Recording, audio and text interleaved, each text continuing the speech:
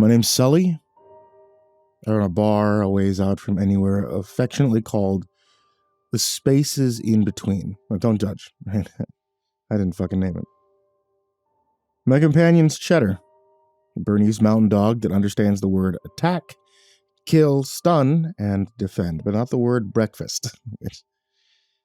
We try to create a welcoming but chill atmosphere for the patrons that stumble through here every now and then. I mean, to be honest, we have to. Because to say my clientele is unusual would be a gross understatement. Kinds of folks we get here are looking for an escape. A place where they can talk their troubles away for a nominal fee and won't be judged. I guess that doesn't separate it from many other bars out there, does it? Not only am I a superb listener, but we have a wide selection of unusual beverages. I like to think of them as mood enhancers, depending on the patron's desire, dampeners. I've gotten together with some unrecognized genius brewery masters working out deals to sell their phenomenal mixtures at a unique place. It brings the customers in by the droves to seek their poison of choice they can't find anywhere else. The brewery gets exposure, so everybody wins. I guess for me, I knew sharing some of the stories that I'd picked up along the way would be of interest to you. And who knows, maybe you'll stop by yourselves one day. But you don't pay in cash here. You pay with stories. Have you ever worked at a bar before? You know, the happy-go-lucky environment you see in a show like Cheers or on a weekend filled with excitable youth. There's nothing like the dreary reality of a bar. Midweek Tuesday will forever serve as my motivator to abstain from booze, and it's one of these midweek Tuesdays that I want to begin our stories. First patron's a bona fide regular, Katherine Lety. She spends every waking moment with her lips around a bottle of Peruvian beer called Mama Killa's Purse Thumper. Contents designed to bring your mood and excitement up to such a level that you felt the world around you was virtually throbbing. For someone like Lety, though, it simply evened her out. I liked Lety. She was a woman who couldn't stop talking about her life, but always seemed to have something interesting tucked up her sleeve, or a way about her that turned a mundane story into one of intrigue. She once spent 15 minutes telling me about the watering of her plants and the way her system worked, before taking a left turn into how her giant pitcher plant was fed some of her experimental alcohol and it ate her cat. Got home one day and Methuselah, was just gone, she said between swigs, her youthful face riddled with stress lines, bags under her eyes, and a mess of unkempt brown hair, the majority tied back with a clip, fringe leaving streaks down her face to complement the streaks of booze running down her chin when she downed too much in one go. With a name like that, maybe it was a godsend, I thought, wiping down the counter while looking at her and offering a vocal affirmation of my condolences. She downed the rest of the booze and slammed the bottle down, swaying as she looked up at me. "You know why I came here, Sully?" she asked. Her eyes half open and a jovial grin forming across her face as the effects kicked in. Same as everyone else who frequents a bar like mine, I suppose. You want to go somewhere away from prying eyes and drink without being judged. I shrugged, letting the rag fall across my shoulder as I wrung my hands. Maybe the booze, too? I can't say we're not unique in that regard. Nah. Come here because I had nowhere else to go, where I could wallow, she declares, enunciating the words nowhere and wallow for dramatic effect as she spun in a circle. She pushes some coins my way, and I grab another pulse thumper for her. But she shakes her head before I can pop the cap. No, I want something else, Sully. I want the pincer, she says, pointing a shaking digit to the shelf behind me where my top stock sat. An assortment of bottles of different shapes and sizes adorned with labels and logos of equally unique measure. I followed the trajectory of her finger as it landed on a brown bottle with a square center, the liquid settling neatly as it extended out on either side, following up and into jagged glass spikes that formed two huge pincers. If you looked at it through the beer goggles that I'm 99% certain Lety had on, the glass could pass as a stag beetle.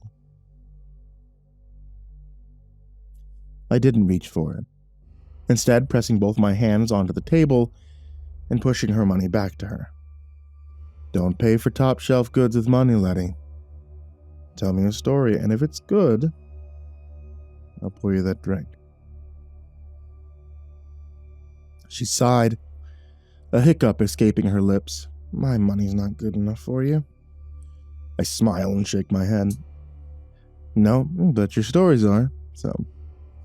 Tell me what happened that day you came home from work. It's raining, right?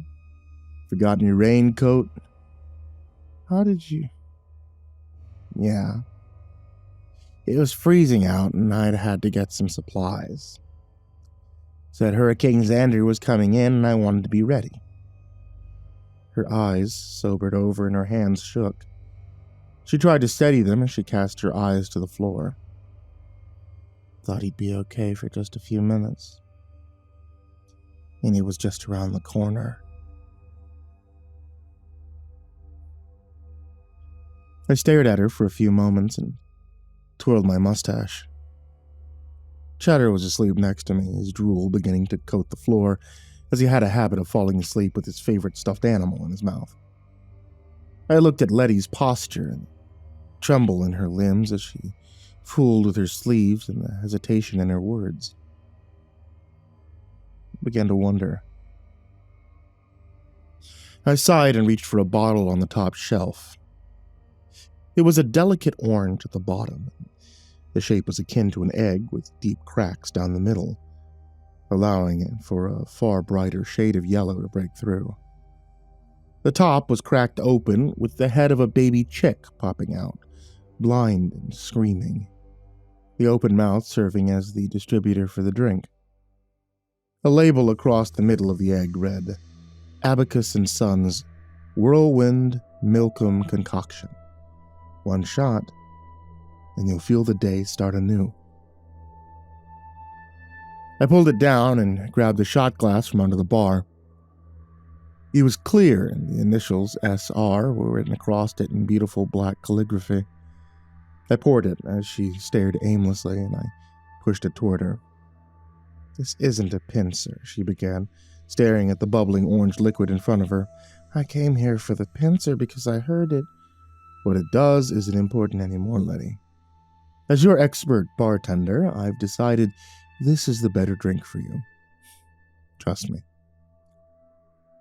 I pushed a contact number on my phone and nodded to her as she hesitantly downed the shot. An audible hiss emanated from her chest as she breathed out a yellow smoke. Your taxi will be here in a minute. Time to go, I said, detaching myself and beginning to prep the bar for the next patron. I don't... What does this do? She asked, the realization beginning to take her as she put her head in her hands. I feel faint. What? Why did you do this? Go home, Lety, I said almost coldly. If you have any trouble, you can come back, okay? She struggles to get to her feet and rubs her arms as she headed for the door. Small thanks, I guess, as she leaves. I assure you I was doing her a kindness. Lety was going to make a very, very big mistake, and I didn't want to see further harm come to her.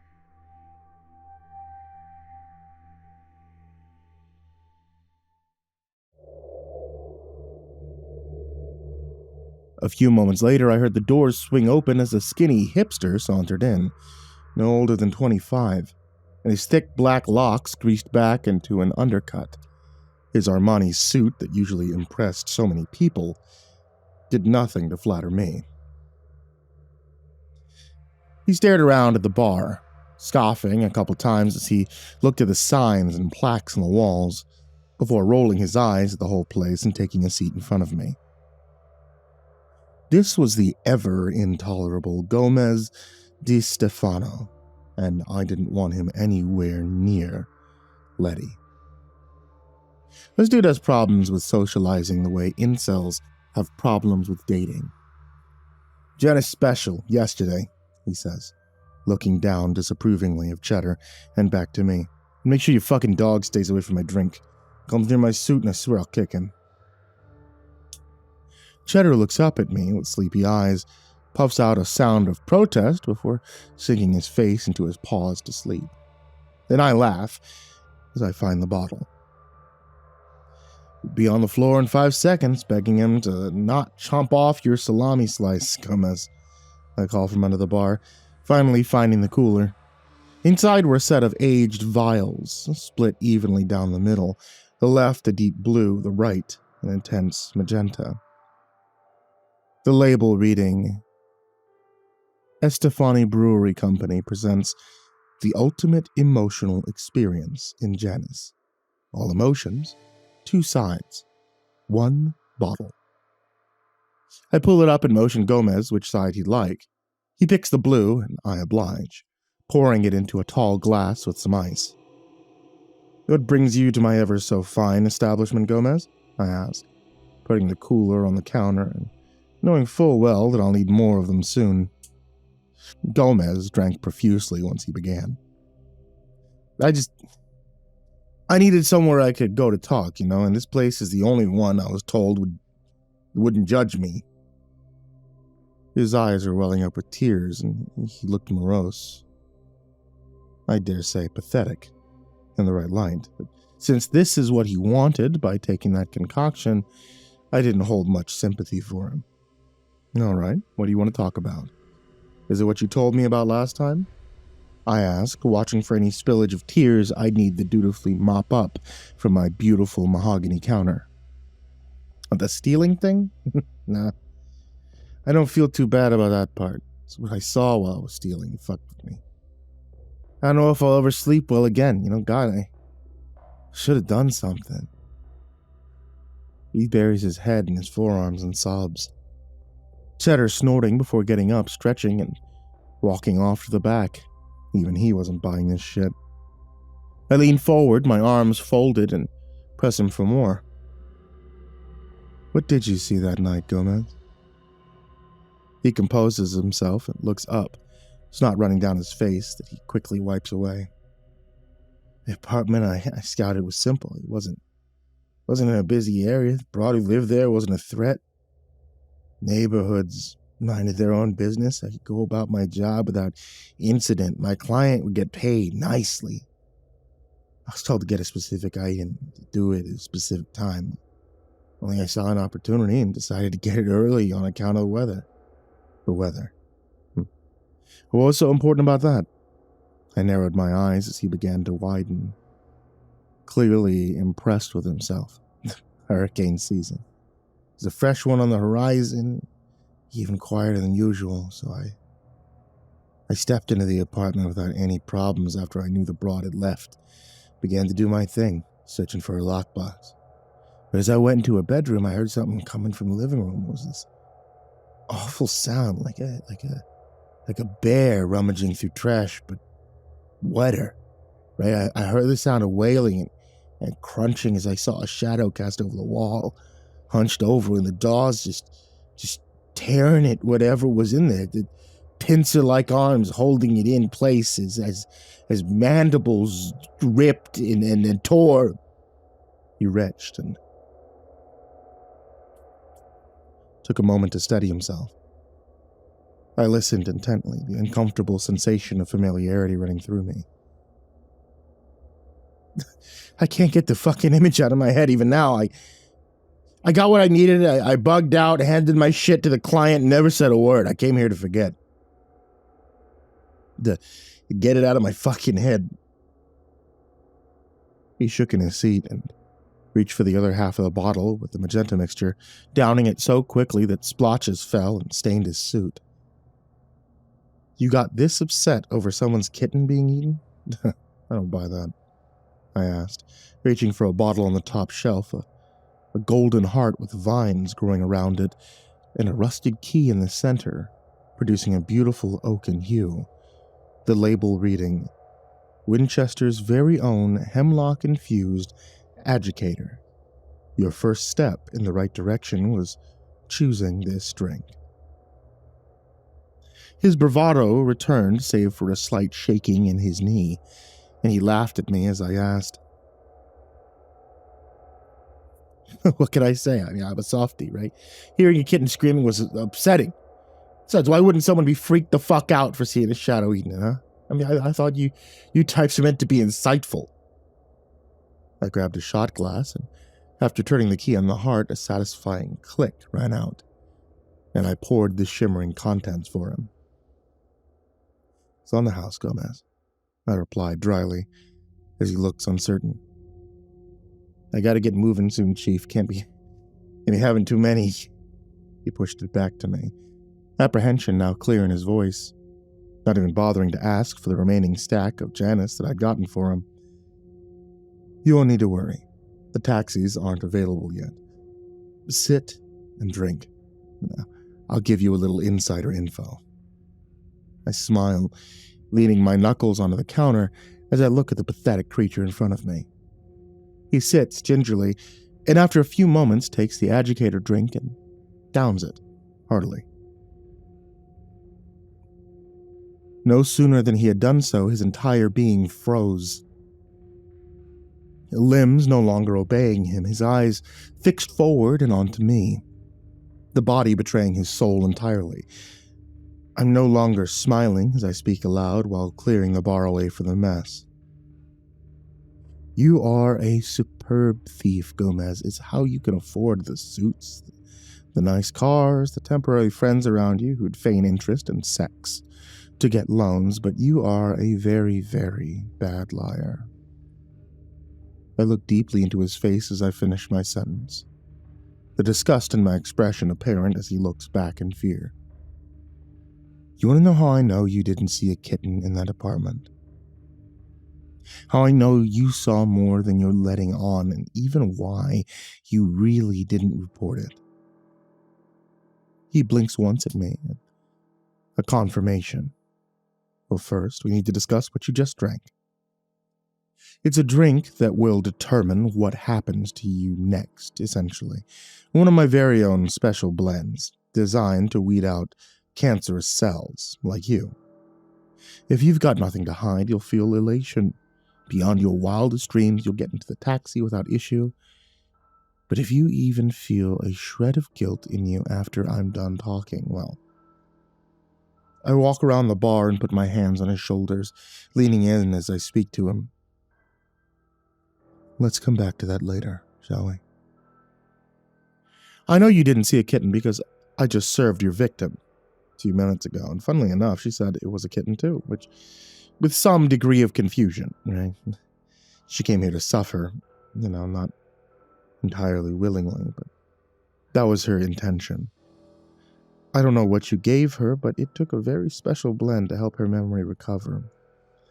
I don't even know if that's the right call, but it's what has to happen. She'll wake up and everything she went through will be there to greet her like a fucking parasite. I lean towards him, my voice becoming low. But I did her a favor, Gomez. I gave her a chance to take a different path than the one you and your client sought out for her. Gomez began to shake, his entire body bouncing up and down as his pupils dilated and his head shook. I don't doubt you have no idea who or what your client is, what is in Letty's lockbox, or that you're very, very sorry, but people like you never learn. You'll save your own skin the moment this happens again, and unfortunately for you, I know it will happen again. The thing I can't forgive, though, myself, if I let you go because you saw something in that room and you still ignored an impulse to do right. You saw something that would turn anyone else's stomach, push their fight or flight instinct, and still, you chose yourself. I turn my back to him and pour myself a magenta shot of Janice, downing it as I hear the sizzling of Gomez's body begin to crescendo. You deserve what you get. The form that housed Gomez begins to melt away. The skin and bones begin to burn as his limbs sagged and eventually fell from the torso, continuing to burn and melt on the floor. Gomez tries to scream through the foam that coats his throat, but a soft gurgling is all that's audible as his head sinks into his torso. And that too melts into a viscous sludge, hardens as soon as it settles. Cheddar walks back in, his head nudges my hand as I pet him. My face stuck in a permanent scowl as I look at the ultrasound photo Letty had left behind. You saw a crib, Gomez. You saw a fucking crib.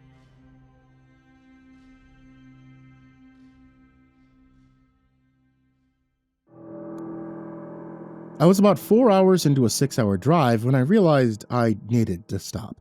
Not just for gas, but because I was falling asleep at the wheel. My eyes kept drifting shut for half a second at a time. The thing where you blink and suddenly you're 50 feet further down the road than you thought you were. You know? I turned up the music and I rolled down the window, but the cold air only helped for a few minutes. I needed caffeine. The highway was empty. I hadn't seen another car in at least 20 minutes. When I saw the glow of a gas station sign up ahead, I felt relief. It was one of those old independent places, not a chain. The kind that looks like it hadn't been updated since the 80s. A single building with 2 pumps out front and a hand-painted sign that said, "Last stop for 70 miles." I pulled in and parked at the pump. The lot was empty except for a beat-up truck parked around the side of the building. Figured it belonged to whoever was working the night shift. I got out, I stretched my legs, and I filled my tank, paid at the pump, and I headed inside. I should have just gotten back in my car and left, but I needed that coffee, and I needed to use the bathroom, so I walked inside. The store was small, a few aisles of snacks and car supplies, a coffee station in the back corner with those glass pots that had probably been sitting on the burner for hours, a cooler full of sodas and energy drinks along the back wall. The lights were that harsh fluorescent kind that made everything look slightly off. The attendant was behind the counter. He was maybe 50, with thinning gray hair and a face that looked like it hadn't slept in days. He had the TV on, some late-night infomercial with the sound turned low. He looked up when I walked in, and something in his expression changed, just for a second, like he was surprised to see me, or worried. "Evening," he said. "Hey, just grabbing a coffee." I walked to the back and poured myself a cup. It was burnt and bitter, but I didn't care. I just needed the caffeine to get me through the next 2 hours. I grabbed the candy bar, too, and brought everything to the counter. The attendant rang me up slowly, kept glancing past me towards the windows toward my car. "Driving alone?" he asked. "Yeah. Long trip. A few more hours." He nodded, but didn't say anything else. He was staring at the window again. I turned to look, but there was nothing out there, just my car at the pump. Empty highway beyond. "Something wrong?" I asked. He looked at me for a long moment, then he slid a piece of paper across the counter. A napkin. He had written on it with a pen. "You're being followed. Don't go back to your car." I stared at the napkin, then I looked back at him. His face was completely serious. "What are you talking about?" He held up a hand. "Keep your voice low and look at the monitor." He pointed to a small security screen mounted on the wall behind the counter. It showed a black and white feed of the parking lot. My car was there, and someone was standing next to it. My stomach dropped. The figure was on the passenger side, just standing there, facing the store. I couldn't make out any features. They were wearing black clothes. Their face was in shadow. I spun around and looked out the window. There was no one there, just my car, empty lot. Nothing. I looked back at the monitor. The figure was still there, standing in the same spot. What the hell? I whispered. Doesn't show up when you look directly, the attendant said. Only on cameras. I don't know why, I don't know what it is, but I know what happens to people when they go out there and when it's waiting for them. My heart was pounding. I looked out the window again. Nothing. Back at the monitor. The figure had moved. It was closer to the front of my car now, still facing the store. This is insane, I said. This has to be some kind of trick. I wish it was. He reached under the counter and pulled out a folder. Insides were printed news articles, missing persons report, headlines about bodies found on the highway. 4 people in the last 8 months, he said. All of them stopped here late at night. All of them went back to their cars. Even after I warned them, they found them a few miles down the road. Cars stopped in the middle of the highway, engines still running, drivers still in their seats. Eyes open. No marks on them. Coroner said their hearts just stopped. I felt dizzy. This couldn't be real. I looked at the articles. Photos of victims, young woman, a middle-aged man, a couple in their 30s. Real people, real deaths. Why haven't the police done anything? I asked. Done what? There's nothing to investigate. No signs of foul play, no witnesses, just people dying on a lonely stretch of road. Happens all the time. They chalk it up to fatigue or medical emergencies. I looked at the monitor again. The figure was even closer now, standing right in front of my car. How long does it stay? I asked. Till sunrise, usually, sometimes longer. If you stay inside, you're safe. Can't come in here. Why not? He shrugged. I don't know. Stopped asking questions like a month ago. Just know the rules. Stay inside when it's dark. Don't go out to the lot and wait for daylight. I wanted to argue. I wanted to tell him he was crazy.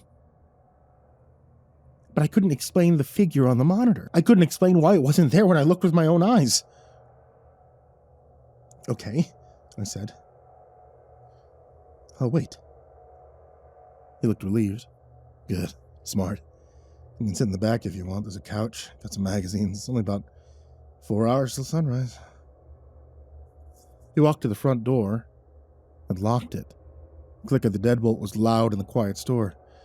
Just in case, he said. Sometimes people panic and try to run. This way you won't do anything stupid. Something about the way he said it made me uncomfortable. But I told myself that he was just being cautious. He was trying to help. I sat down on a stool near the counter. The attendant went back to watching his infomercial. Every few minutes, I'd look at the monitor, and the figure was always there, sometimes in a different position, sometimes closer to the building, but always there. After about an hour, I asked if I could use the bathroom. He pointed to a door near the back of the store. Right through there. And I got up and walked towards it. As I passed the counter, I glanced at the security monitor again. Something was different. It took me a second to realize what it was. The timestamp. The footage showed 11:47 p.m., but it was after 3 a.m. now. I checked my phone when I came back inside. It was definitely past 2. I stopped walking. I looked at the monitor more carefully. The footage wasn't live. It was a loop. The same few minutes playing over and over. My blood went cold. I looked out the window of my car. I really looked this time. There was no one out there. There had never been anyone out there. I kept my voice calm. Hey, what time does the camera say? He didn't answer for a second, and when I turned around, he was standing right behind me. You should use the bathroom, he said. His voice was different now, flatter. You've been holding it for a while. The timestamp's wrong, I said. That footage is old. His expression didn't change. He just stared at me with those tired eyes. You saw the article, he said. You saw what happens to people on this highway. This could be from anywhere. Anyone could print those. He took a step towards me. I took a step back. You should stay, he said. It's not safe out there. I looked at the door. Locked. The deadbolt needed a key from this side. Where's the key? I asked. I can't let you leave, not until morning, for your own safety. I backed up further. My hand found the door handle to the back room. I pushed it open and stepped through. It wasn't a break room. It was a storage room. Dim light from a single bulb. Shelves lined the walls, and on the shelves were boxes, dozens of them, each one labeled with a date. I opened the nearest one. Inside was a wallet, a phone with a cracked screen, a set of car keys, a driver's license, the photo showing a young woman, blonde hair, smiling. I recognized her from the articles. I opened another box, different items, different license. Middle-aged man. He hadn't been warning these people, he'd been taking them. I heard footsteps behind me. I turned around and he was standing in the doorway, blocking the exit. You always figure it out, he said, but by then it's too late. No cell signal out here, nearest town's 40 miles. No one to hear you scream. He was holding something. A length of cord. I backed into the shelves, my hand closed around something heavy, a wrench, old and rusted but solid. You don't want to do this, he said. It'll be easier if you just cooperate. He stepped forward and I swung. The wrench connected with the side of his head. He staggered sideways and hit the wall. I didn't wait to see if he went down. I ran past him through the doorway into the main store. The front doors were still locked. I grabbed the stool from the counter and swung it at the glass window. It cracked but didn't break. I swung it again and again. I could hear him behind me, getting up and cursing. The third swing went through. I knocked out the remaining glass with a stool and climbed through the window frame. Shards cut my arms and legs, but I didn't care. I dropped onto the pavement outside and ran for my car. My keys were still in my pocket, phone still in the cup holder where I left it. I got in, so I started the engine, and in the rearview mirror, I saw him stumbling through the broken window. I floored it. I drove for an hour without stopping. When I finally pulled over at a rest stop, my hands were shaking so badly I could barely hold my phone.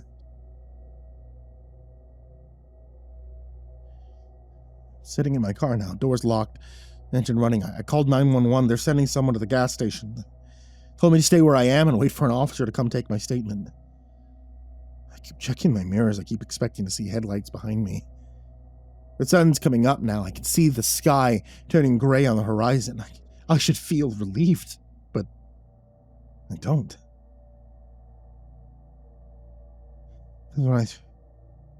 Because when I climbed through the window, when I ran to my car and I looked back at the store, I saw that security monitor through the broken glass. The figure was still on the screen. It was standing in the lot, but it wasn't by my car anymore. It was standing exactly where I had been standing when I broke the window.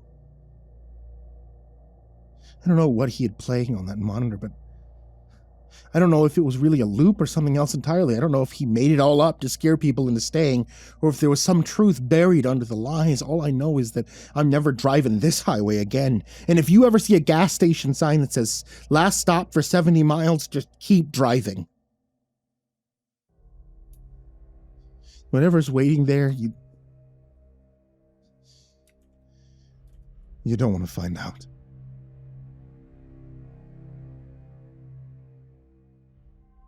Hey there kids, it's me, MrCreepyPasta, and before we get started on tonight's story, I'm going to let you know about a new novel from tonight's author.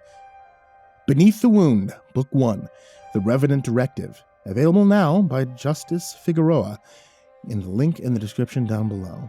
You can grab it on Amazon, and believe me, it really helps out for you guys to be able to support authors, especially if you like the work you hear on the channel or on the podcast. And now, On to tonight's story.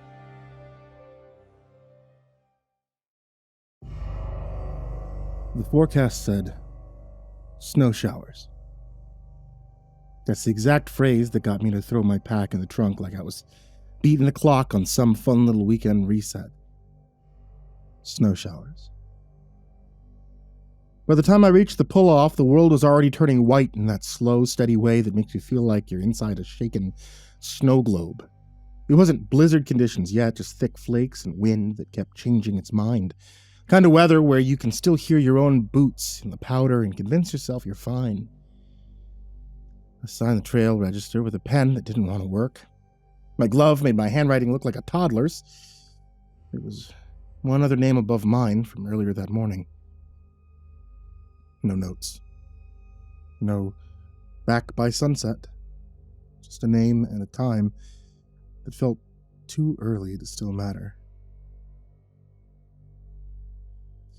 The first half-mile in, I started second-guessing myself, not because I was scared, because every tree looked the same, and snow eats landmarks.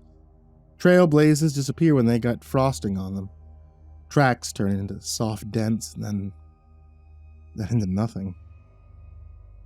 Your world shrinks to whatever your headlamp hits, and mine wasn't even on yet.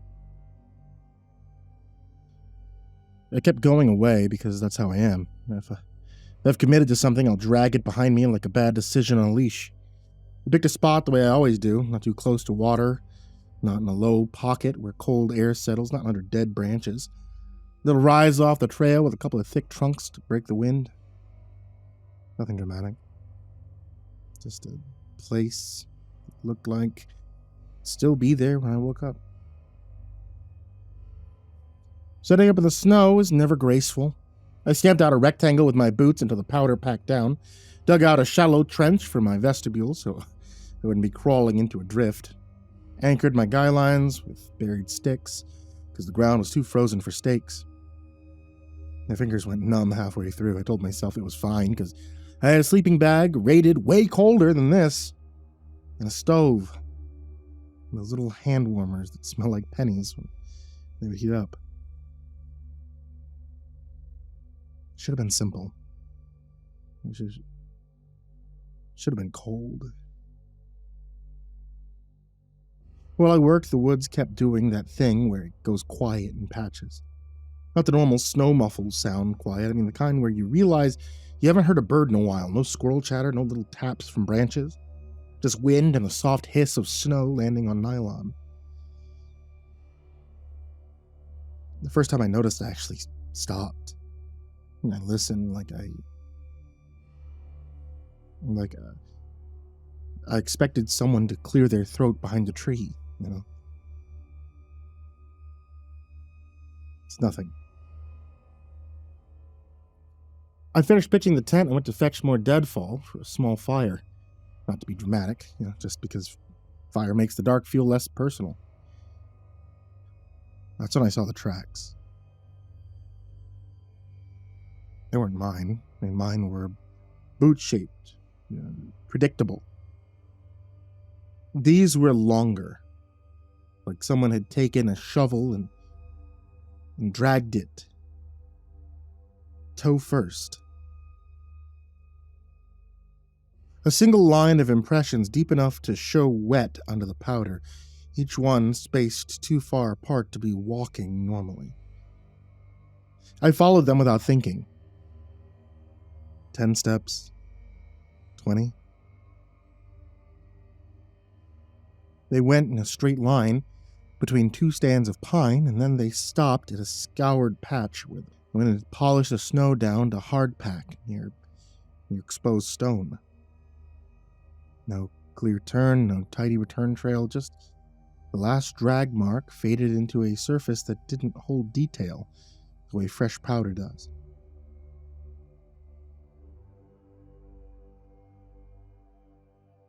I stood there, with my gloved hand still gripping a dead branch, staring at the last mark until the storm started filling everything in. The wind picked up, a spray of powder hit my face, and that's when I heard something behind me. No footsteps, more like a slow drag. Like someone pulling a heavy bag over crusted snow. I whipped around fast enough to almost lose my balance, and all I saw was the thinning light between trees and my own breath, and the start of my boot trail back to camp. The dragging sound stopped the second I turned. I did the thing you're not supposed to do. I called out, "Hello?" My voice sounded wrong, like it didn't belong in the woods. No answer, of course. I told myself it was a branch. A deer. The wind moving a downed log, anything that fit into the normal world. Then I noticed something I hadn't the first time. Those long tracks weren't centered the way a person would be. They weren't two parallel lines like skis either. They were slightly off, like whatever made them had one side of its body heavier than the other. Like it leaned. I carried the branch back to camp and tried to shake it off. I got my fire going with a little stove fuel and stubbornness. The flame fought the wind, but didn't quit. It popped, it snapped like it was annoyed. I ate a sad dinner standing up. Instant noodles in a metal cup, because sitting on snow makes your body remember exactly what heat is worth. I kept turning my head to check the trees, not because I saw anything, but because my brain kept insisting I should. The storm thickened in layers. It wasn't just snow now. It was snow with teeth. Gusts that shoved it sideways, flakes stinging my cheeks, visibility dropping until the firelight felt like a little island. Everything outside it was just a wall.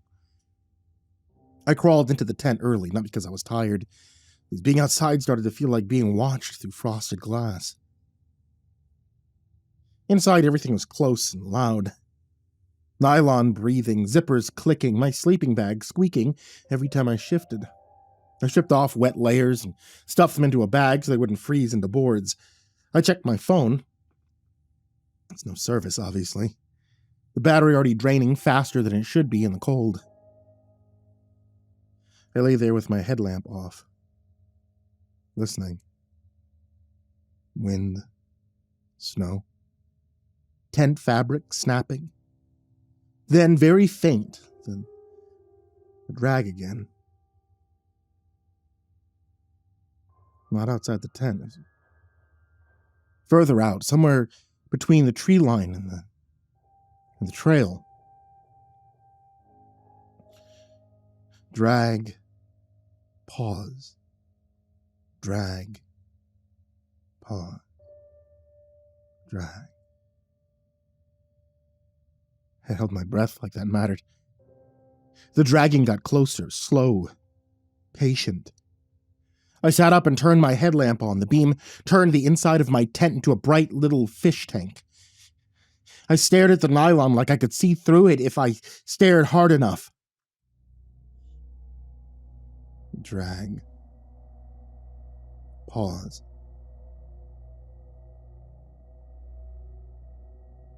And something touched the outside of the tent. Not a gust, not snow sliding, a pressure, deliberate, like a palm placed flat against it.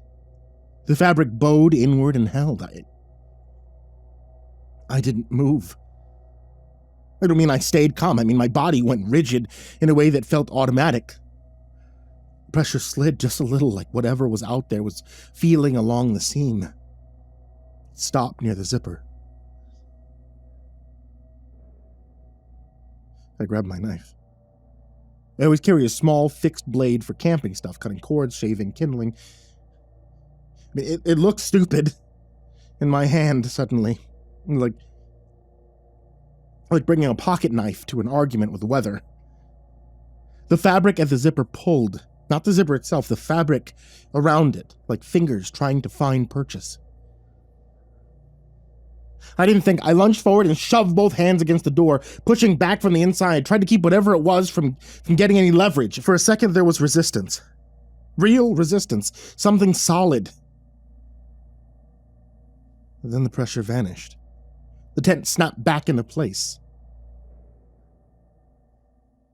Silence.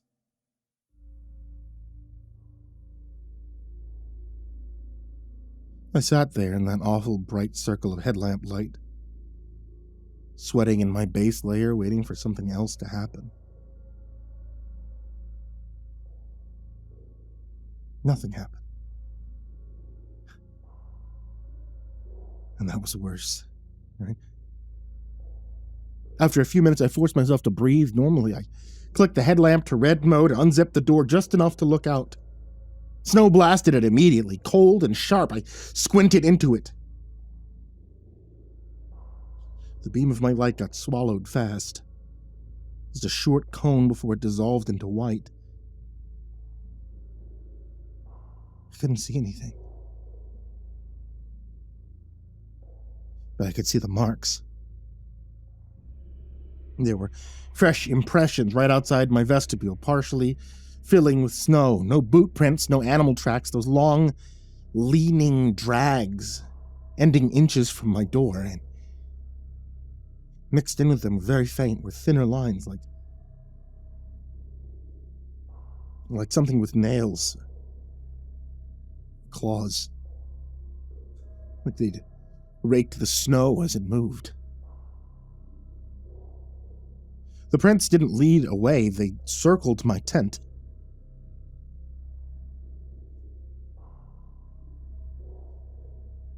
Not a clean circle, more like it had paced around, stopping, staring, doubling back, then pressing close again. I zipped the tent shut so hard the teeth snagged. And that's when I heard it. A sound that made my stomach drop because it was trying badly to be familiar. It was a voice. Not a word, not a sentence. Just a low, throaty attempt at the shape of a human sound. The way a parrot can mimic a laugh without understanding it.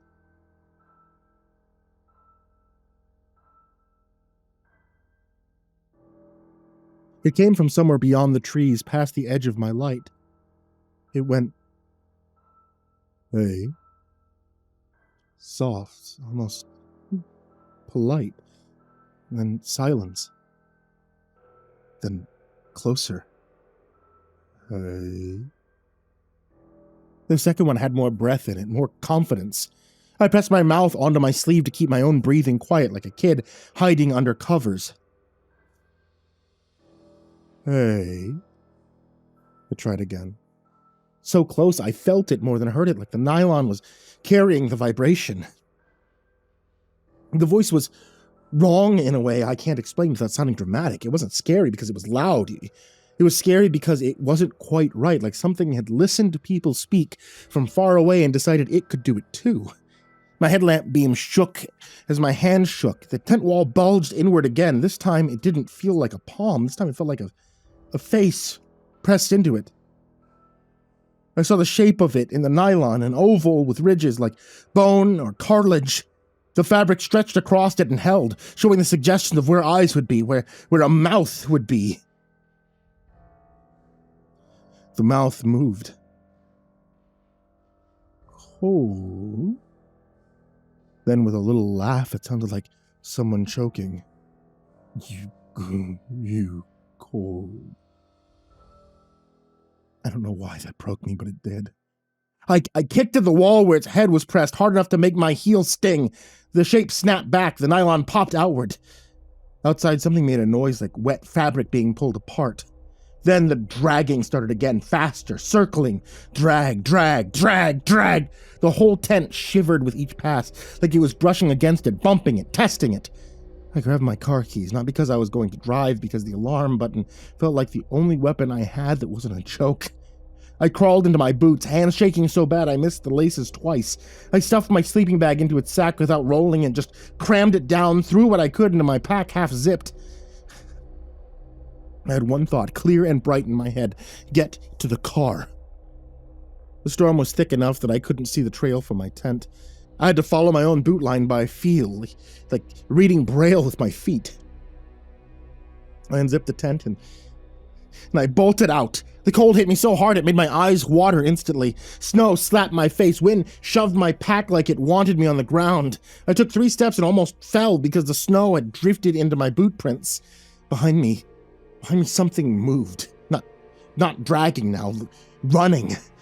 It hit my tent on the side with a heavy thump, like it had launched itself at it the second I left, and the whole structure collapsed in on itself. Poles flexed, snapped back, and then folded. My little island of shelter crumpled like a kicked soda can. That gave me a horrible, vivid image of being angry that I was leaving. So I ran. My headlamp beam bouncing wildly, making the woods strobe. Trees appeared and vanished. My own breath sounded like an engine failing. Then something grabbed my pack. It yanked me back so hard my spine jolted. I went down on one knee, pack straps biting into my shoulders. My first thought was that a branch had hooked it, and then the pack moved sideways, smooth and strong, and I realized whatever had it was pulling. I twisted around and my light hit it for just a half second. It was low to the ground, but long. Too long. Its body was pale in a way that didn't look like fur or skin, more like packed snow pressed into the shape of something alive. It had limbs, but they didn't bend right. They hinged, too, many times, and its head looked like it was wearing a face that didn't fit it. Like it had pressed a mask of frozen skin onto bone. The mouth opened, and I saw dark inside, wet and wrong. It didn't roar, didn't snarl. It went softly like it was still practicing. Hey. And then it jerked again, trying to pull me off the trail. I did the only thing that made sense. I let my pack go. The strap slipped off my shoulders, and the thing went with it, tugging it into the white like it was weighing nothing at all. I scrambled up and I sprinted. Behind me, the dragging returned for a second as it adjusted, and then it came after me with a new sound, a rapid tapping like nails on crushed snow. I could hear it gaining. My foot punched through a thin crust, and I went down hard, my shin smacking something buried beneath. Rock or root, I still don't know. Pain flashed hot and then went oddly dull. I tried to get up, but my leg didn't want to cooperate. I forced it anyway, half running, half limping, tears freezing at the corner of my eyes. My headlamp beam caught the trail register sign ahead like a miracle, a reflective rectangle in the storm. The pull-off was close. I hit the edge of the lot and saw my car as a dark shape under white. I fumbled my keys so bad I dropped them. I had to find them by feeling in the snow, fingers clawing, panic, making everything clumsy. I got them, I jammed the key into the door, I yanked it open, nearly falling into the seat. The tapping sound was right behind me now. I slammed the door, the car rocked. Something hit the side hard enough to make the whole damn frame creak. I locked the doors out of instinct, like a lock meant anything against whatever that was. The windshield was already frosting, snow plastered against it. I turned the key and the engine coughed once, then nothing. Battery cold-soaked. The car had decided to join the storm in being useless. Another impact, this time on the hood. I looked up through the windshield and saw the shape on the glass, inches away, sliding down slowly. Not a face, not fully, just a pale oval, pressing against the windshield from the other side, leaving a smeared patch where frost melted under it. The mouth moved, muscled through glass. "You cold," it said. Then it made the choking laugh again. My hands were shaking so bad I could barely press the panic button, but I did. The car erupted into noise, horns blaring, lights flashing, a ridiculous, desperate alarm in the middle of nowhere. The shape flinched. It peeled off the hood and dropped into the snow, that long, jointed motion. The head turned towards the sound like it didn't understand it, like it was hearing a new kind of animal. It took a step back, and then another. I hit the ignition again and again, begging the engine like it was a person. On the 4th try, it caught. The heater fan whined weakly. The headlights cut through the snow in 2 pale tunnels. I threw the car into reverse without thinking about traction, and the tires spun, then grabbed, then slid. I fishtailed, corrected, and backed onto the road like I was fleeing a burning building.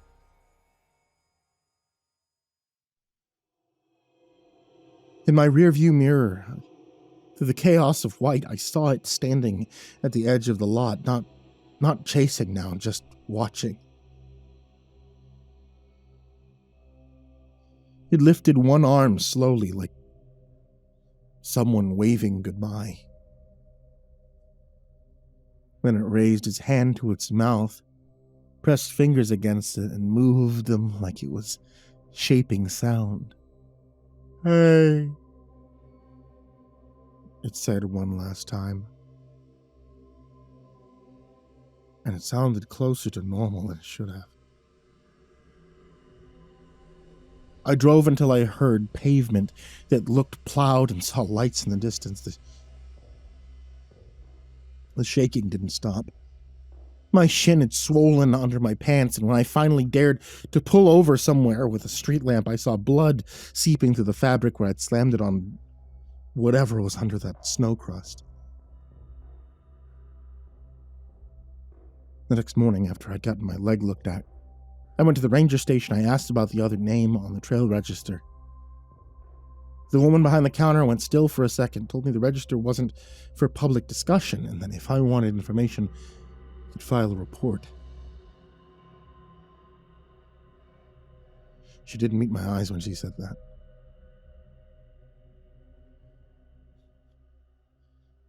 At urgent care, they did an x-ray and told me nothing was broken, then rinsed the cut, put in a few stitches anyway, because the rock had split me open clean through the skin. And I kept replaying the way those drag marks circled my tent, stopping at the zipper like it knew what that seam meant. I kept thinking about the way it practiced that one word over and over, like it was trying to get the tone right. And every time I caught myself wanting to write it off as some kind of storm panic, I remember the pressure of something solid through the tent wall and the sound it made when it peeled away wet and wrong. And I haven't slept outside since.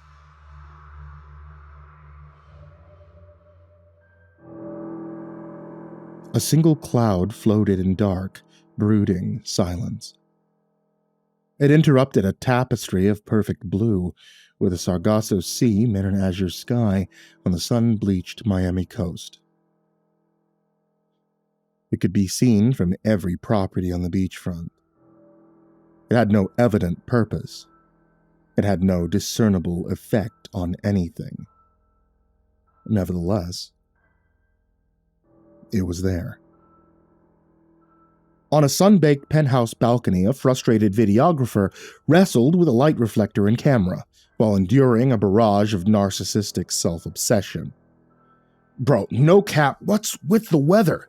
Think I could be out here with clouds in the background? I need the shot to be peak perfection, just like me. Gotta be flawless." The owner of the voice and the penthouse was Blake Jonas. He was sitting on the edge of a long pool overlooking the generous roof terrace and its private tiki bar and the conversation fire pit. But none of that seemed to be making him happy right now. "Yo, set up right here, bro. Like, by the bar, then we get a clear backdrop. Do I have to think of everything?" "Sorry, man. My bad," the videographer replied, sucking in a sigh. "You're Toby's brother, right? Where is he and the boys?" Blake asked, looking at his watch. "Yeah, I'm Dan. You sent Toby and the others out for iced coffees and the, Dan's voice trailed off. "And what?" Blake demanded. Dan's face strained as he looked around. He was out of his comfort zone, not wanting to say the word out loud. "You know, the other thing you wanted them to get." "Oh, yo, the girls are the party favors," Blake replied at full volume. "So, you got that sorted? We're trying to flex hard tomorrow." "No, like I said, I only came here," Dan said it patiently, as if explaining to a child. He only met Blake last night, and so far had been far from impressed. "Toby asked me as a special favor to do your video so that he could enjoy the party with you." "Yeah, where's Toby?" Blake said yet again, stuck in a cycle of thought. He wasn't even listening for an answer anymore, just staring to the horizon. Blake was part of the intellectual virus that blighted the 21st century. one of the flood of influencers, talented or lucky enough to have gained celebrity status on social media. He had nearly 200 million subscribers, and if you looked at the metadata, you'd realize they were slowly becoming increasingly younger than him. Blake would turn 30 tomorrow, but he didn't think it fair it should happen so soon. He had a legacy to secure, and becoming older wasn't helping. Dan, the videographer, was now set up and ready. This was the only filming Blake intended to do today, a 60-second short before the party tomorrow. As soon as the camera clicked on, it was as if he became someone else. His face lit up, and his whole demeanor became instantly friendly and fully enthused.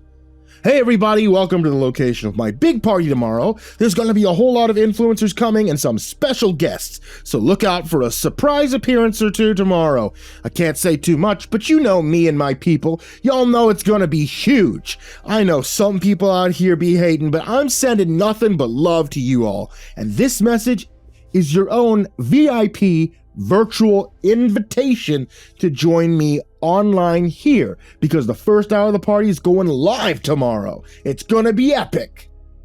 Blake pulled out a custom vape. His vape. A vulgar gold lump. Its diamond finished, flashing prisms across his tanned face.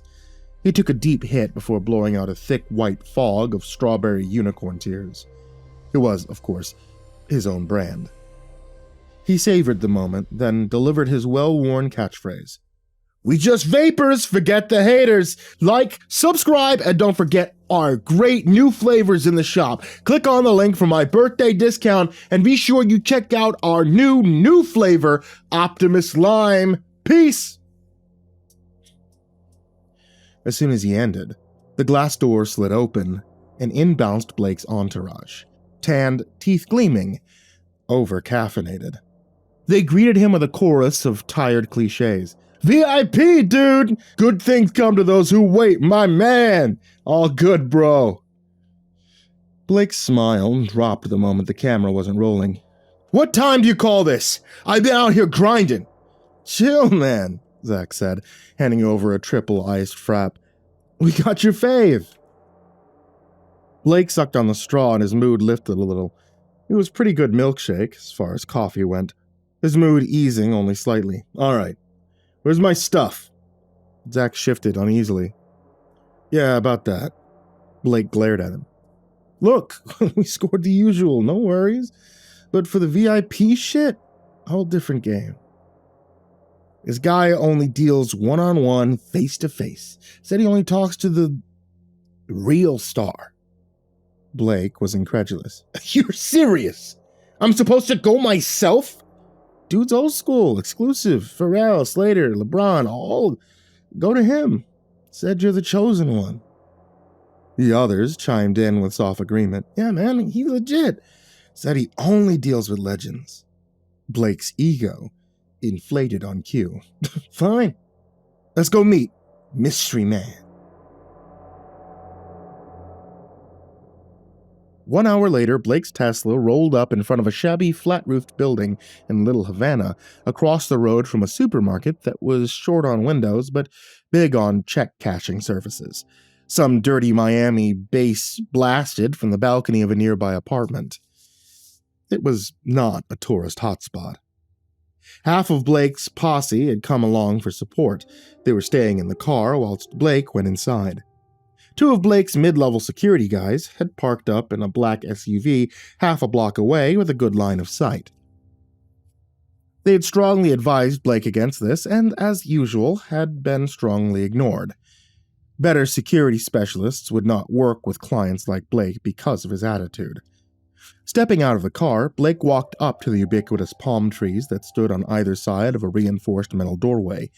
It was only the intercom that gave any sense of confidence that the place was still in use. It appeared to have been machined out of brass, with bake-like buttons straight out of the 1930s and an Art Deco speaker grill. It was not a new piece made to look old, but an old piece that someone had scrupulously managed and polished for the better part of a century. Blake became aware that his mouth had gone dry, and a shiver ran down his spine as he pressed the button, despite the 95-degree air temperature. Looking back to the car, He saw his boys laughing and waving at him. "You got this, bro!" they mouthed in air-conditioned comfort to the cars double-glazed. Blake threw up his hands in a double shaka sign, fingers and thumbs extended, and was about to shout something back when the intercom buzzed with static as door bolts snapped in like gunshots, making him jump. Blake froze for a moment of rare uncertainty, but then pushed the door open and stepped inside. He entered into a short, dark passageway, lit only by the soft amber glow of the room ahead. A beaded curtain covered the doorway, obscuring a clear view of what to expect. "Come in. Been waiting for you." The voice was deep, dry, and had an almost musical edge to it. Blake pushed on through the curtain to be met by a tall, thin man in an old, dark suit.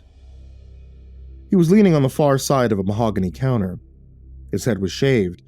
It was hard to put an age on him. He could have been anywhere from 35 to a well-kept 70. "Waiting for me?" Blake asked, his eyes glancing around him.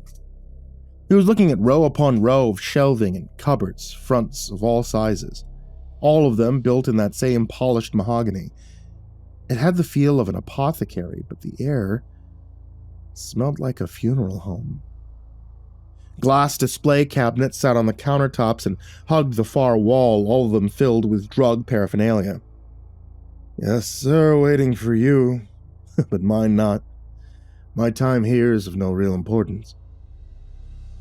Blake watched the tall man brush invisible dust from his sleeves. The place appeared spotless. Just antiquated. Blake double looked at him, thinking, is this guy for real? Then he remembered why he was here. "Alright, cool, man, cool. This place is, kind of interesting. Look, I don't usually do this. And my people said you wouldn't deal with anyone else but me, but honestly, this isn't what I was expecting. You're the guy I need to talk to?" "Indeed. I am the guy," the man said back to him, leaving an uncomfortable silence hanging. Okay, I'm here for the man straightened, gliding up to full height and raising a finger to his lips. Blake realized now this guy wasn't leaning onto the counter. He was ridiculously tall. Easily 7 feet, pro basketball height. Blake puffed himself up subconsciously without realizing it. He was the big man here, and not to be shushed by some creepy dealer. He was about to say something to that effect when again the man spoke. "You're here for the stuff. The package. The shiz. The dope. Of course you are, and I'm here to provide my expertise and my service, ensuring you get exactly what you need. What I offer is not what you find anywhere, for I only deal with a select group of very important people, because what I provide is very important." Blake's ego was sated, and he found himself listening to the melodic rise and fall of the tall man's voice. "Tell me, sir, have you been to a fine restaurant, encountered a sommelier?" About 5 years ago, Blake wouldn't have had a clue what a sommelier was, but that didn't stop him from dropping a fortune at a swanky LA restaurant, filming the whole thing as he and his crew racked up a jaw-dropping tab on vintage wines. The sommelier, some poor guy trying to keep it classy, dutifully poured the finest choices. Blake's crew roasted him on camera, swishing $9,000 a bottle of wine like mouthwash before loading it into a super soaker and blasting it into each other's mouths. It was outrageous, tasteless, but still, it had racked up millions of views. Yeah, Blake acknowledged. Wine waiters. The man didn't have any eyebrows, so he had none to raise as he replied. My role is perhaps a similar one. You can get anything you want from the streets, but what I sell is prestige, rarity, history. Do you like to be one with prestige, Blake? Blake nodded as he replied. Yeah, that's what I'm talking about, dog. The man continued, unfazed. I deal in what can't be found elsewhere. In 2018, a bottle of Domina della Romani Conti sold for $500,000. Not for the taste, but because it was the last from the year the war ended. People weren't just drinking wine. They were drinking history. That's what I offer. Provenance. Authenticity. You buy off the street, you get mystery. Here, where it comes from is everything. Blake was finding himself sold so far on the idea. He hit his vape, throwing out a big cloud above him. Yeah, I think I'm feeling your vibe. So, what you got? I have anything you want. All from history, he announced, moving to open one of the smaller cabinet drawers behind him with a flourish. Elvis Presley's last packet of Percodan, only one tablet missing. He stooped low to another drawer that hissed when it opened as if hermetically sealed. Heath Ledger's Oxycontin from out of his very pocket. Johnny Cash's Amphetamines, Michael Jackson's Diazepam, Kurt Cobain's 9-bar. You can experience the highs from the greatest icons in history. Is anything of interest to you so far? I have more. Many, many more. Blake only shrugged his shoulders and sucked at his teeth. This all you got? It's like leftovers from yesterday's celebs? Bro, I'm way bigger than that. Thought this was gonna be something special, you know? This is weird, man. No, I need something bigger. Something like next level. Bigger than Elvis. Blake threw out a shit-eating grin with a mock voice saying, I'm bigger than Elvis, baby. Once again, hitting his custom vape to create another huge cloud like a fog machine for his act.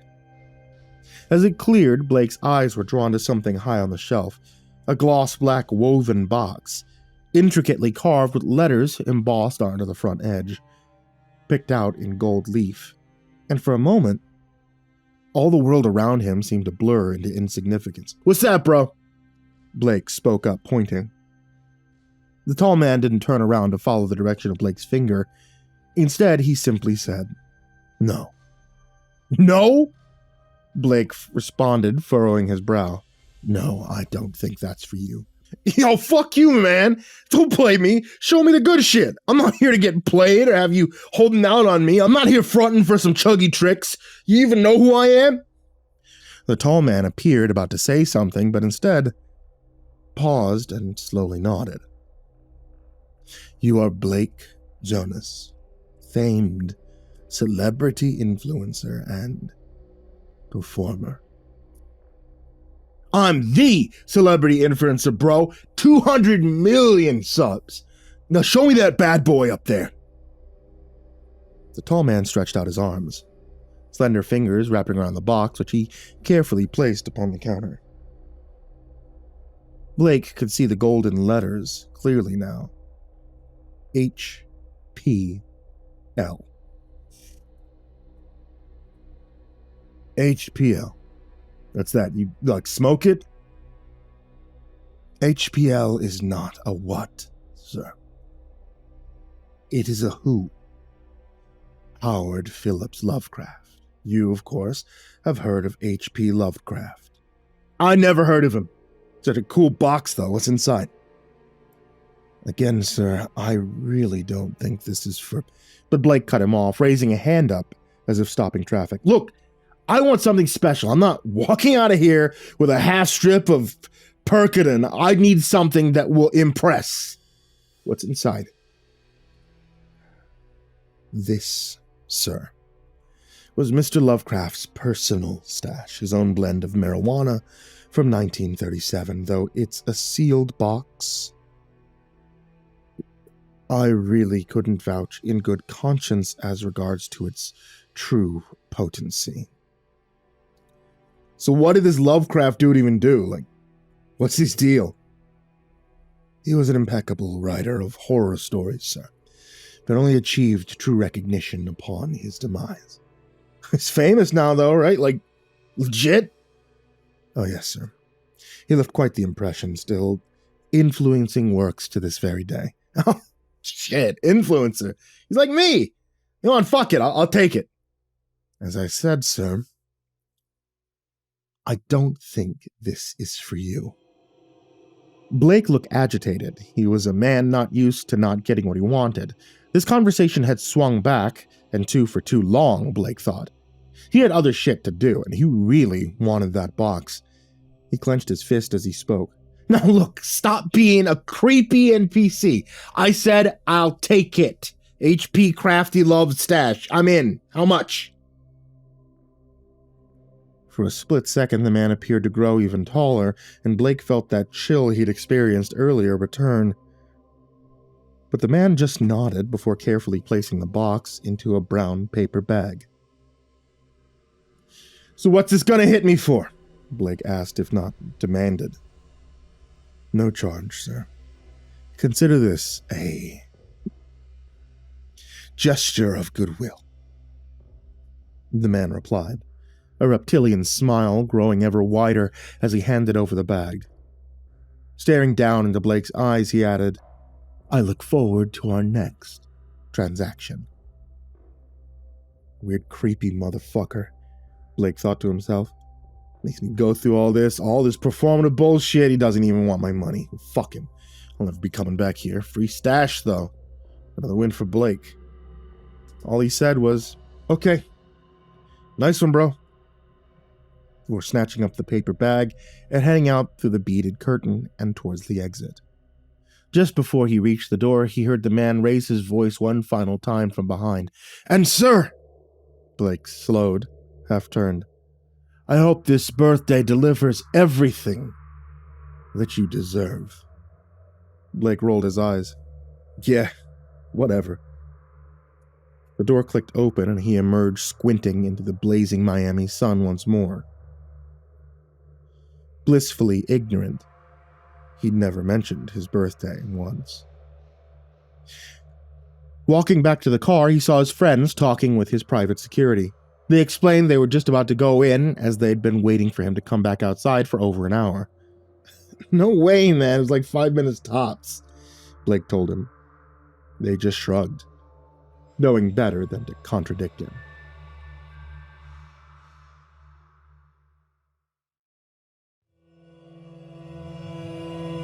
By the time they arrived back at the penthouse, Blake had distracted himself with his to-do list. Everything needed to be perfect for tomorrow, and the day had gotten away from him. The lift doors opened and they all spilled into the penthouse. Blake headed straight to the glass panoramic doors onto the roof terrace. The fuck is this? Blake exclaimed as his followers joined him. The dark cloud that had been far out at sea that morning had drifted inward, slowly rolling straight towards them and blocking out the ocean view. It churned as it drifted, as if stirred by an invisible hand. Hey, don't worry, man, said Zach. It's gonna blow right over. Blake could only shake his head in dismay. This ain't right, bro. Get it better. But the cloud did not blow over. It rolled ever closer. As they stood watching from the heights of the penthouse, it seemed almost level with them. Zach, sensing Blake's mood darken to match the billowing mass, decided to distract him. So you never said, what did our VIP dealer hook us up with? Zach's ploy worked. Blake remembered the dark box and had everyone follow him inside. He pulled it from the bag with a flourish. Nice, Zach said. What's the letters for? Asked Toby. It's this dead famous guy's weed. It's his initials, HPL. L's for Lovescraft. You've heard of him, right? Zach, Toby, and the others shook their heads. Only Dan, the videographer, spoke up. You gotten a hold of H.P. Lovecraft's stash? How can you guys not have heard of him? See, Toby, this is what happens when you don't read. The guy was out there. He was the master of, like, cosmic horror, twisted, crazy genius stuff. I wouldn't be touching that for anything. I mean, seriously, guys. Probably leave that shit alone. Well, lucky for us, you're just a video guy and don't know how we party out here, snapped Zach at him, much to the laughter of the others. Dan looked towards Toby, his brother, for a little support. He was out here doing a favor for him, after all. He didn't care much for Blake's content or his character. Yeah, fuck you, bud. We don't need a babysitter. This here's the good shit, VIP shit from history, Blake announced. Look, you do you, but Toby, don't be doing this, Dan implored his brother. But Toby only seemed embarrassed with his younger brother's protest, caught between family ties and the trappings of celebrity. He made his choice. Why don't you take a walk, man? Grown-ups are gonna light up. Dan's skin flushed red with anger and outrage. He slammed down the camera he'd been holding onto a nearby table and stormed out to the lift. He couldn't stand any more of this bullshit. Woo! They chanted in mocking outrage as the doors slid shut with a sense of finality. Blake perched on an overstuffed sofa as his entourage gathered around him. He found the latch on the small black box and unclipped it. Old rubber seals reluctantly relinquished their grip, and the top swung open to rest on its hinges. Instantly, the unmistakable aroma of weed hit the room, the rich, musky, pungent scent like no other. Notes of pine, sweat, and earth flooded their nostrils. It was hard to believe it was over 90 years old. But maybe it wasn't, thought Blake. Maybe this whole thing was a con. But then again, he hadn't paid anything for it, and it had to be the best-smelling grass he'd ever encountered. With the rain cloud looming outside, what else was there to do, he thought. 5 minutes later, Zach had rolled up a fat cone, just one, just to try it out. Couldn't hurt. And it could take the edge off Blake's mood. He offered it to Blake, but Blake insisted that Zach try it first. No worries, thought Zach. Thumbing his lighter, he sparked up and closed his eyes, drawing deeply. The smoke flooded his lungs and expanded. He sank back into the sofa before finally blowing out a cloud. Well? Asked Blake. Bro, this is bomb, Zach declared with a widening smile. Okay, pass, said Blake, taking it from him and taking a big hit. Each of them passed it in turn, nodding with ever-widening grins and giggles with their appreciation. None of them noticed the dark cloud drift to the glass doors. Not until the glass shattered. What the fuck? Shouted Blake in alarm, spinning around to see the glass spill across the marble floor and a dark shadow flicker through the mist outside. He sprang up. Zach was first to the gap left by the absent door to see the cloud had settled right on top of them. What was that? He shouted, steadying himself as he walked to the broken glass, scrunching underfoot. He looked up. The cloud whirled in slow motion, a circular vortex of grays and blacks that poured mist down to him. Small clips of lightning danced on the edges, self-contained. He looked back to Blake and friends. Bro, you gotta see... A thick gray tentacle arched down from above, wrapping around his torso and head. It seemed to happen instantly. It ripped him in half with a fountain of blood that splashed across the terrace and into the penthouse, splashing across those who had been nearest. Blake's head swelled, no longer feeling like his own. His heart felt twice its usual size, and a thick feeling of nausea flooded through him as he felt rooted to the floor. Two more tentacles now thrust into the room, emerging from a vast dark mass in the cloud's shadow. These were as thick as tree trunks. One smashed Blake aside, cracking his ribs, and it picked up a screaming Toby and flung him against the wall so hard you could hear his skull crack open. Blake turned to run as another thick tentacle suddenly blocked his path before whipping backwards with another two victims, compressing its coils, flicking them into the dark maw of the cloud above. Blake could only watch on in terror as the last member of the entourage crouched down behind a sofa. He tried to shout a warning as the creeping menace slid behind him, but it was too late. A sucker the size of a dinner plate planted itself over the man's face, muffling his cries as it slowly withdrew, grating his body against the broken glass, painting the floor red with his blood. Then there was only Blake left. Ever more tentacles writhed and twisted their way inside, pulsing with malevolence, dripping with foulness. They blocked every exit but for the shattered door. Blake's temples pounded, his stomach retching with fear. Flooded with panic, he ran for it, and as soon as he made it through, he could not help but look up. The clouds swirled with lightning menace, and the thunder rumbled as something vague yet enormous emerged. Blake stared into a pale, sickly light cast from two glowing orbs that stared into him. They were eyes, huge and glowing with feverish yellow malice. Below them, a raging maw of tentacles descended, swaying in a vomit of movement toward him. Out of his mind, with fear, he turned. He ran to the edge. And he jumped.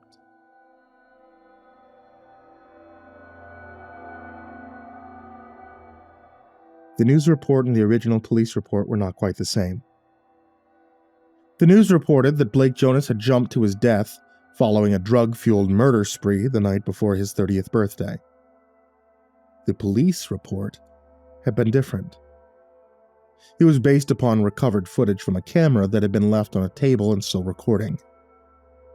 Men in dark suits, government ID, and military sunglasses had collected that original report and that tape within the hour. It didn't show tentacles or otherworldly creatures, but it did show a man being ripped in two by an invisible force, another suddenly being catapulted into a wall, others being levitated, tossed to their deaths. And one last thing it showed before the battery died. It showed a tall, thin figure entering the room and taking an unidentified item from the coffee table before leaving. 50 years later, at an undisclosed location, a quiet transaction is taking place. This is Blake Jonas's vaporizer, the tall man says, placing a gold-plated device on the polished counter. Blake Jonas? Who's that? Someone asked. The tall man smiled. He was influential.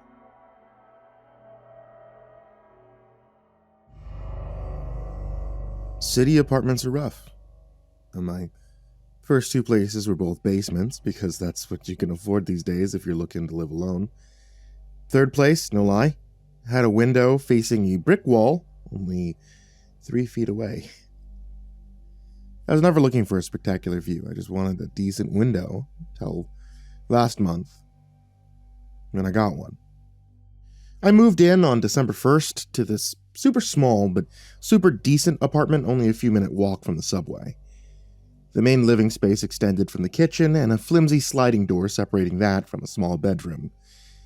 The east wall of the bedroom space, a floor-to-ceiling window.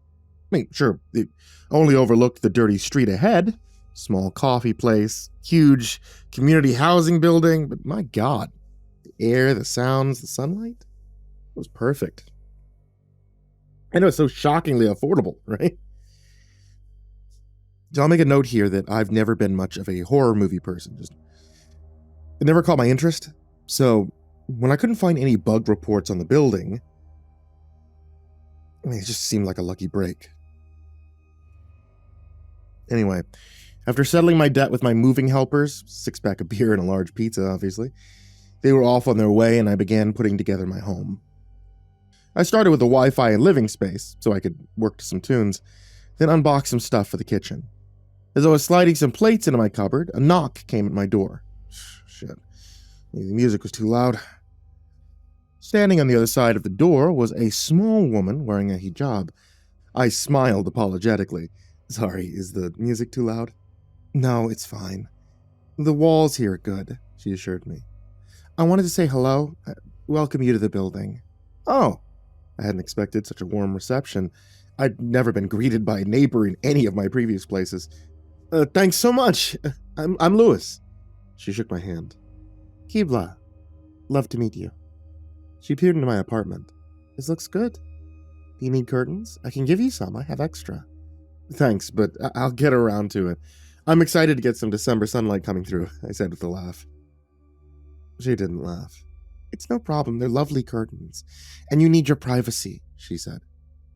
I chuckled, feeling some tension in the air. I'll make sure to get some cheap curtains up soon. In the meantime, I'll hide all this. I gestured to my lackluster physique under wraps. Again, no reaction from my neighbor. A moment later, she forced a small laugh and then nodded. If you need anything, I'm down the hall, 1710. She nodded once more before turning away and retreating down the hall. I waved as I watched her go. Nice lady. Odd, though. Which brings us to my first night. Dark hit hard and fast, but there were a couple yellowed streetlights bathing the street and parking lot outside the closed coffee shop, and the man that was yelling. It started just as I was laying down in my bed. A senseless hollering, strings of profanity mixed with accusations at no one. But I'm not new to the city. I was near community housing, a place where folks with severe mental illness can very much end up. So, above all else, I knew to be patient. Maybe this was why the place cost so little. It'd have to be pretty extreme for that much of a price decrease. Now, this set me on edge. After about an hour of the noise ebbing and flowing, I brought myself up and out of the bed and to the window. I looked out over the cold street and watched the snow get caught up in gusts brought to the man. He walked in his jerky circles, flailing his limbs from time to time. I touched the cold glass. At that moment, he spun around and faced me as if he could hear the barest touch. He froze. No more noise, no more circles. He just stared back up at me. He couldn't have been staring at me. I was standing in my dark room alone, 17 stories up. But from everything I could tell, he was standing in that parking lot, leaning at the slightest angle, head cocked right up at me. This wasn't good. I took a step backwards, still watching him. The moment I moved, he broke into a dead sprint. He was running directly at me. My heart leapt, but I was inside. There were many locked doors between myself and him. It was fine. And that didn't stop me from running to my apartment door and triple checking that it was indeed still locked, and then watching my apartment door from my kitchen table, and then watching the street from my window to see if I could see him again. And the kitchen and the window. It wasn't a great night. The next morning, as I opened my door, it pushed against something. I full panicked for a moment, but immediately recognized it as a bundled-up window curtain with a note. For the nights, they aren't people. They're cold. Signed, Kibla. It was unsettling for sure, but also, on a different note, incredibly insulting. Because she talked about the community housing folks. They were sick, not people. I let my indignant humanitarian side overpower my anxiousness over all of this and tossed the curtain inside and continued on my way. Got a donut and some bad brew at the coffee shop. Found out they only operate from 9 to 5, which isn't ideal for late-night cravings. And then I headed off to work. Night 2 was much quieter. I didn't hear a sound above the passing night traffic as I lay down to sleep. This felt much more comforting. And then it wasn't. It was too damn quiet. There were other people in the building. There was the community housing just across the street. Why was it so quiet? I stood up again and wandered to the window. Nothing to note out there. No folks wandering the streets. Only difference from the night before was one streetlight had started flickering. Maybe I was just getting in my head over all this. Then I saw the group on the balcony. 5 people stood on a balcony of the community housing building, about 5 stories higher than myself. Couldn't entirely tell if they were speaking or anything from this far, but one thing was for sure, each stood facing out. Facing me. Staring at me. I whispered some curse under my breath and immediately turned to grab the curtain near my front door. I stomped through my house, hoping the sound of my own movement would help me establish some sort of connection to reason. I was imagining things. I was getting worked up over nothing. But if the curtain would help me feel better, easy as that, let's get it up. I got back to my room just in time to see them jump. In unison, each of the 5 people on the balcony easily climbed over the rail and stepped off, still staring directly at me through the window. I dropped the curtain in terror and shouted a meaningless "Stop!" I scrambled to find my phone and dialed 911 while I made a mad dash out of my apartment and into the elevator. Police and ambulance were on the way. As the elevator rang at ground floor, I ran out of my building and into the cold. And holy shit was it cold. The biting night stung at my skin all over, seeing as I'd left wearing only my PJs and slippers. I ran across the quiet road and past the stop to the building, dreading what I was going to see. They stood there. That's all. There were the 5 figures I'd seen only moments ago, plummeting from over 20 stories. Stiffly but casually looking at me with blank eyes. Nothing seemed to be wrong with them physically. I saw no signs of injury, but behind those eyes, I couldn't tell what I was seeing. I walked closer to the building, scanning the area to see if I was wrong, if it was a different group of people, but only came back to them as sirens began blaring. They walked back inside. My mind was a mess. I felt like I was going crazy as the police talked with me, but I held my composure and assured them my eyes must have been playing tricks on me that night. The sirens retreated back to the city. I slammed my fist on Kiba's door the next day. It opened only a few inches, revealing a chain lock in her eyes. "What the hell's going on?" I asked. "You didn't put up the curtain," she asked, as if it was some normal irritation. "What, is a goddamn curtain gonna stop people from jumping from fucking buildings?" I demanded. "They can see well in the dark. They noticed you. They won't hurt you, but they'll want to be close," she said, as calmly as always. "What do those people want?" "They aren't people. And they want to be warm." I sputtered, wordless. "How do you respond to that?" "Put the curtain up. It might not stop it anymore, but it'll give you peace of mind," was all she said before closing her door again. So I did. I put up the curtain and started looking for another apartment. I didn't know what was going on, but I could stay here the 2 necessary months and head out without messing up my finances too bad. My last night. The curtains drawn shut and my lights were all off, leaving me in pitch darkness, but there was no way I was getting to sleep.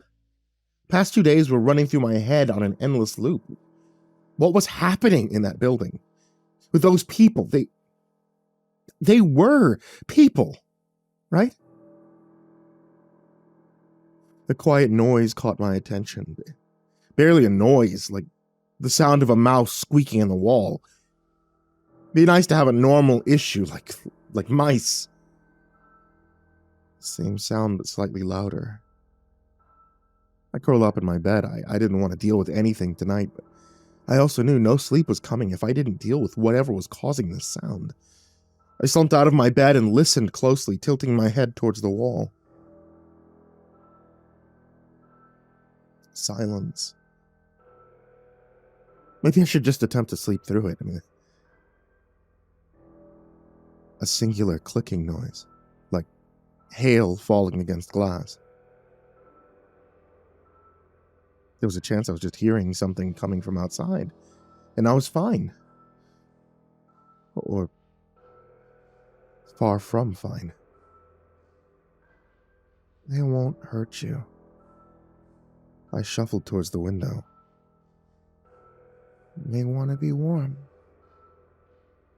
I pulled the curtain aside. Darkness. No street lights, no snow, nothing, just the same darkness as my room. I furrowed my brow, absolutely lost. I hit the switch on my lamp. Naked bodies, stuck to the glass from the outside, awfully contorted and piled bodies, all trying to touch as much of their flesh as possible to the glass, dividing us, their skin folded and flattened in still life before me, with patches of hair and scars and disease. The various faces clouded the window with their heavy breath, tongues and teeth pressed hard, almost like a suckerfish plastered and frozen in ecstasy. No, not suckerfish, more like moths. I screamed and fell back, holding down the bile, trying to shoot up. I huddled into a fetal position, rolled away from the sight before me, and I can only describe it as I lost my mind. I don't remember much until dawn came and I saw light piercing through my unmarred window.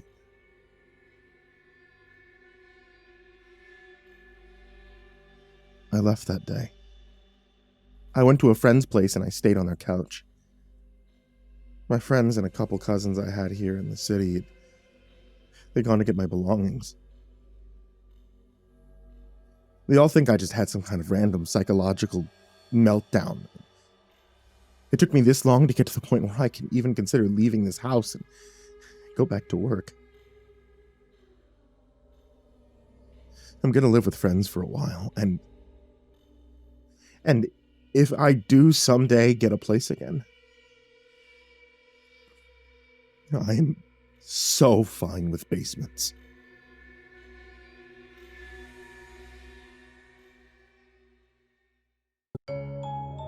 Hey there kids, it's me, Mr. Creepypasta, and before we get started on tonight's video, I'm gonna let you know that tonight's author, the Idiot Boss, currently has a YouTube channel as Thrill List Official, if you'd like. It's going to be linked in the description down below, it's going to be on that little eye up in the top corner, and it's also going to be linked at the very end of this video. If you'd like to hear tonight's author read some more of his stories in some longer fiction, some shorter fiction, and the like, then I strongly suggest you check out his channel directly.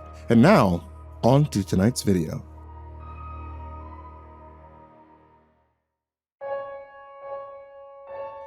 I didn't notice either. I only realized last month. 13 months ago, I was watching the New Year's Eve fireworks on TV, and I went to bed to get up to work the next day. Everything was normal. The only reason I know the world ended was, well, last month, my private health insurance was canceled. I checked my policy online to find that I had been declared deceased. There was an attached certificate, full name, date of birth, time of death being January 1st, 2025, 12:03. 3 minutes into the year. I called the provider, where the woman sounded polite and baffled. This record is from the central registry, she said. We can't override it. I explained that the record must have been incorrect because I was on the phone talking to her. There was a hesitation before she replied. This record was finalized during the January migration. Migration? What migration? I asked. There was a pause of silence, then she replied, Everyone knows about that. And then she hung up.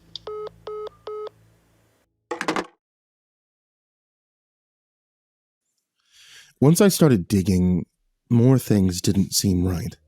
My bank statement listed transactions I'd never heard of. Not illegal ones, just everyday things that I probably would have been doing at that time. When I inquired about the transactions, people seemed to think that I was having a joke. "You went there," one person said. "You complained about the seating arrangements." Since January of 2025, the world seemed strange. Each week brought news of a new trade war or conflict, which then rapidly reached its conclusion to be replaced by another, or the initiation of a peace process that was ultimately abandoned. The language and participants changed, the outcomes never did, and nothing ever really progressed or collapsed. It was like time got stuck at a junction where consequences were promised, but never delivered. I mentioned to a colleague that I felt like history wasn't moving forward. "Yeah," he said with a laugh. "Since the migration." I asked him what he meant, and he just blinked and claimed that he didn't even remember saying it. The first moment I felt scared was on the train. The woman sitting opposite me glanced up from her phone. "David," she said, without even raising her voice. I asked her if she knew me, and she replied almost apologetically, "Sorry, that was reconciled earlier." "Reconciled?" I asked. She shrugged. "Don't know," and went back to looking at her phone. From then on, I kept hearing the word reconcile. Doctors, customer service assistants, and once a stranger I'd asked for directions who still got me lost. The question of January the 1st, or the January migration, or why a public record claimed I was dead always provoked the same response. Over the last week, I've spent time in the archives of the old university library. This morning, I found the document by accident in a public directory on their servers. Post-transition population integrity report.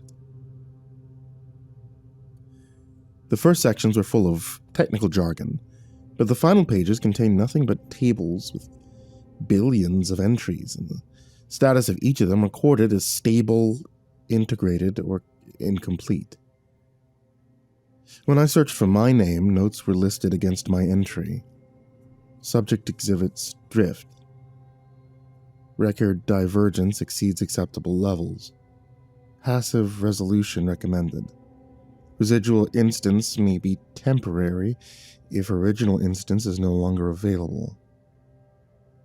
I closed the document in a state of bewilderment, and then my phone pinged. An automated email appeared with the heading Personal Data Reconciliation Notice. It stated that I had irregularities being corrected within the next hour. I left the library immediately. The city looked normal on the surface, carrying with the traffic, lights, and people, but I realized everyone was staring without seeing. People were walking, turning perfectly without ever really looking. I started walking, and then I broke into a run. Street after street looking the same. The coffee shop that I'd entered earlier reappeared as I walked. The clock on my phone displayed 3 a.m. and stopped. Suddenly, the sounds of the city died out as people slowed to a halt mid-stride. I couldn't move my fingers at first. They started, but then there was a slight lag, but then I couldn't get my left arm to respond, and when I tried to speak, only part of it came out. I could feel everything. I just couldn't make it happen. My phone vibrated again with no sender and no title. Your personal record cannot be reconciled with the environment. The original instance is no longer available. Thank you for your contribution to continuity. It wasn't only me that died on the 1st of January 2025. No one ever truly moved into January of 2025. Everyone's a copy that works just well enough that they believe that they're alive. I just wasn't copied correctly. And I'm still here in this new world left over as evidence that something failed. So if any of you feel that the last 13 months felt wrong in some subtle way, and if you've noticed something but never found out exactly why, I'd advise you to stop trying to explain it. The world you're standing in is a copy. And it's trying to remove all witnesses.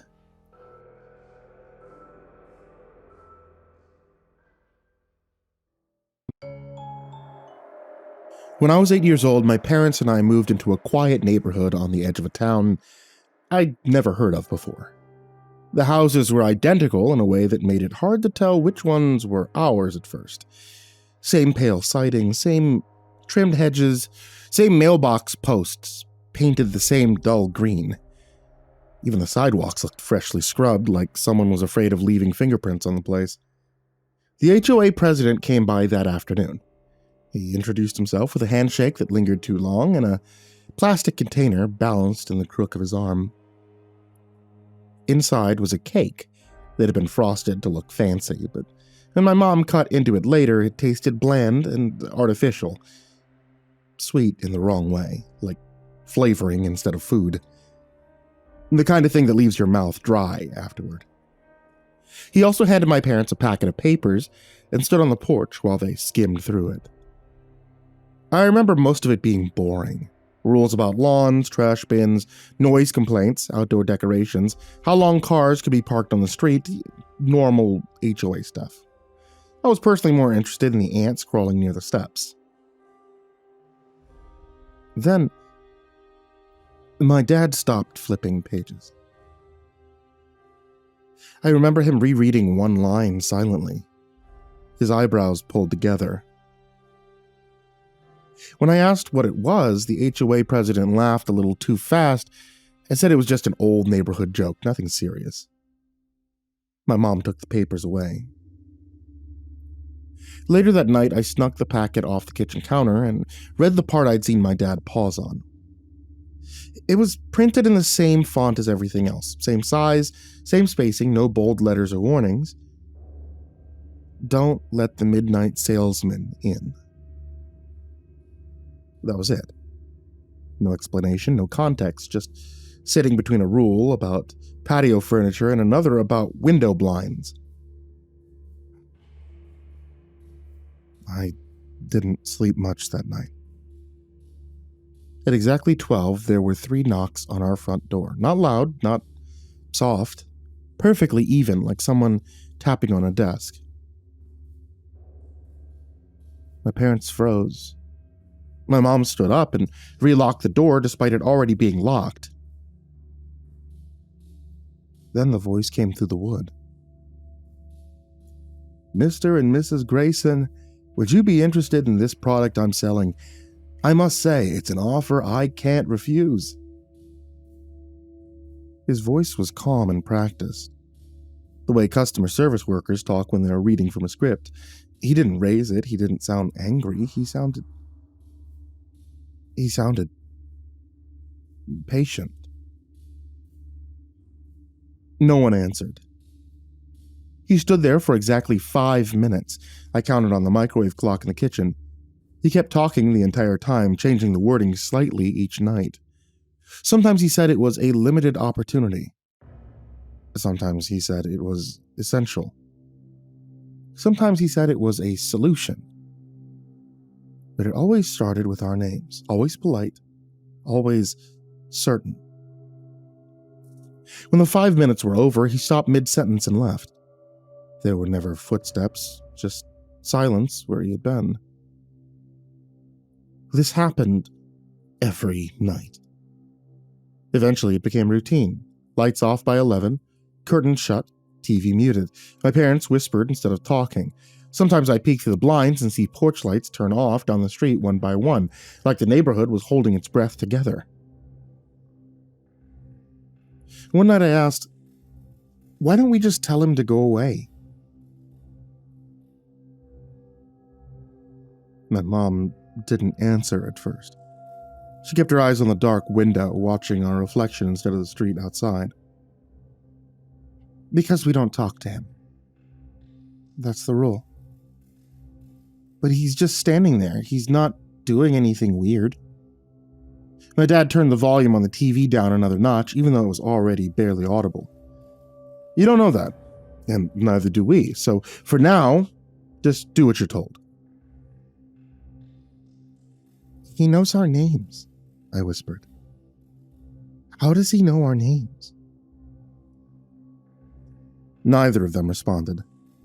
My mom reached over and squeezed my knee too hard, like she was trying to physically keep me still. You don't open that door, my dad said. His voice wasn't angry, it was tight. It was controlled. You don't answer him. You don't look at him. You don't think of him. You stay away from the front of the house after midnight. Do you understand me?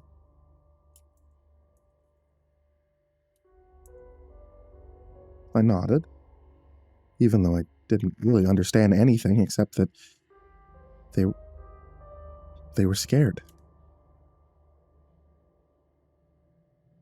After a few weeks, the fear turned into something else. Curiosity. Frustration. I was tired of hiding, tired of being quiet in my own house. So one night, before my mom could grab my arm, I walked to the door and unlocked it. The salesman was standing just outside the reach of the porch light. He looked normal. Too normal. Clean clothes, neatly combed hair, empty hands, no bag, no clipboard, nothing to prove he was selling anything at all. Before I could say a word, my dad rushed forward, shoved me backwards into the hallway, hard enough that I fell. The salesman didn't even glance at me. His eyes locked onto my father instead, and his smile widened just slightly. He said my dad's name like he'd known it for years.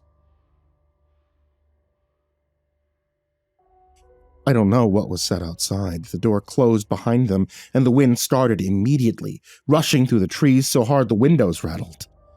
The pressure in my ears made everything feel underwater. It only lasted a few seconds. When my dad came back inside, he was carrying an expensive towel warmer. He held it against his chest like it mattered, like it was important. He walked past us without speaking and sat down on the couch. Dad? He didn't look at me.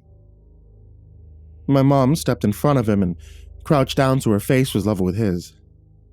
Hey, talk to me, honey. What did he say to you? No response. She touched his arm and gave it a small shake. You're scaring me, Hen. Say something. Anything. He blinked, slowly, but didn't react. His eyes stayed open, unfocused, like he was staring through the wall instead of at it. I moved closer and waved my hand in front of his face. Dad, please stop. This isn't funny. My mom grabbed his shoulder and shook him harder now. Look at me, Henry. Look at me. His head moved with her hands, but his eyes didn't follow. I remember my mom's voice breaking when she said his name again and again, getting louder each time, like volume alone might pull him back. Call 911, she said suddenly, not looking away from him. I froze because I was overwhelmed. Damn it, right now! I ran to the kitchen phone with my hands shaking so badly I almost dropped it. Behind me, my dad sat perfectly still on the couch, holding the towel warmer like it was the last thing he had been told to keep. We tried talking to him, shaking his shoulders, calling his name. He blinked slowly but didn't react. His eyes stayed open, unfocused, like he was staring through the wall instead of at it. At the hospital, the doctors told us there was no physical damage, no stroke, no trauma, no tumors. His brain scans were clean. One of the neurologists spoke to my mom in a quiet consultation room while I sat on a paper-covered exam table, swinging my legs. I tried not to listen, and even though I couldn't understand any of it, it still stuck with me. Structurally, his brain looks normal. There's no sign of hemorrhage, ischemia, swelling, or mass effect. His MRI and CT are also unremarkable. My mom gripped the edge of the chair as she cried, "Then why won't he do anything?" Well, we're seeing electrical activity on the EEG. Basic cortical function is present, reflexes are intact, pupillary response is normal, but he isn't producing any form of purposeful movement or speech. So he's in a coma. The doctor shook her head. Not exactly. He's awake. His eyes are open. Sleep-wake cycles are present. What's missing is meaningful interaction with the environment. She paused, choosing her words carefully. It suggests a severe disruption in the networks that connect sensory processing to motor response. In layman's terms, his brain is receiving all the information it needs, but it isn't translating that input into anything beyond autonomous actions. Can it heal? Can he be fixed? My mom asked. There's no visible injury to recover from, the doctor said quietly. That's what makes this difficult. We can't point to a damaged area, and therefore we can't do anything. Right now, we'd have to classify this as a disorder of consciousness with no identifiable structural cause. I remember her adding one last thing before she left the room. It's extremely rare to see this in patients without trauma, which means we don't have a clear explanation. I'm sorry, but there's nothing we can do for him. He never came back. Not really. He still sat in the living room sometimes, still somehow ate if food was put in front of him, still breathed, but nothing inside of him mattered anymore. It was like the salesman had taken whatever part of him made him him. He stayed in that house even after I left. I left for college when I was 18. Moving out felt less like freedom, more like escaping a house that had already gone quiet. I went to a state school a few hours away and studied something practical because I didn't know what else to choose. I avoided talking about my dad. When people asked why I never went home for holidays, I said there'd been a medical emergency, and I left it at that. I started seeing a therapist during my second year because I kept waking up at midnight for no clear reason. We talked about trauma and anxiety, how kids can internalize things and blame themselves for what they had no control over. I never mentioned the salesman. Some things felt safer staying unnamed. My mom kept my dad in assisted care while I was gone. I helped pay when I could. There were specialists, rehabilitation programs, quiet hospital rooms that all blended together after a while. When I visited, I talked anyway, about classes, about dumb campus problems, about the weather. He never answered. Sometimes I think his eyes followed me when I stood up to leave, but the nurses said it was involuntary, and eventually I stopped asking. I met my wife during my last year of college. We started studying together and slowly built something normal. First, I told her my family situation was complicated. Later, I told her about my dad, about the silence, about the house. She didn't push for details I wasn't ready to give. When we got married and talked about where to live, I told her anywhere that wasn't my childhood neighborhood. She agreed without hesitation. Meanwhile, my mom couldn't afford to move. I think she was also afraid to leave. The knocking never came again after that night, but the rule was still there, sitting in the HOA packet in the drawer, untouched, waiting. Yesterday, my mother passed away. I spent the day signing papers, making phone calls, packing hospital belongings into plastic bags. When I came home, the house felt bigger than it ever had before. Too quiet, no monitors, no murmured conversations, just empty rooms and furniture that suddenly belonged to no one. The house is in my name now. While going through those filing cabinets, I found the old HOA packet. The pages were yellowed, the rules were still there, exactly the same. Don't let the midnight salesman in. It's almost 11:30.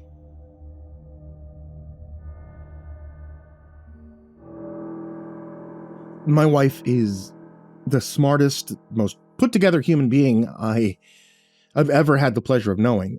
It baffles me how such an angel as her could settle for a mess like me. Not only did she agree to put up with me for the rest of her life, but she also decided that we should have a child. This amazing person who fucking killed it in university and ran her own business that was successful enough to keep more than 24 people comfortable, wanted to procreate with a cunt who barely even finished his GCSEs. It made no sense. But the thing about Sarah is that she's a stubborn bitch, right? So when she's made her mind up about something, it's very hard to talk her out of it. Not that I tried very hard to do so. Hey, while I was busy shitting enough bricks to build a house too big for us to afford, she planned out every single thing down to the most minute details. Her diet, how she'd exercise, how the birth would go down, what the kid's bloody room would look like. All was decided before the test even came back positive. It was like emasculating, to be frank, but my only job was to bring my dick along, and I'm sure I almost fucked that up too. She was kind enough to let me take care of her the best of my ability during the pregnancy. With all her planning, she'd forgotten to take into account the human person that she'd have growing in her belly during all that time, and the difficulties that come with that. It truly was one of the most terrifying things I've ever experienced. I mean, I feel like that anticipation built over the months until I could barely breathe. Sarah did her best to soothe me, but it felt silly to go whining to her about being nervous. She was the one doing the hard work. But when Alfie was born, all those nerves blinked away. Jumbled puzzle pieces of the world suddenly clicked together to finally form a picture that I'd been looking for.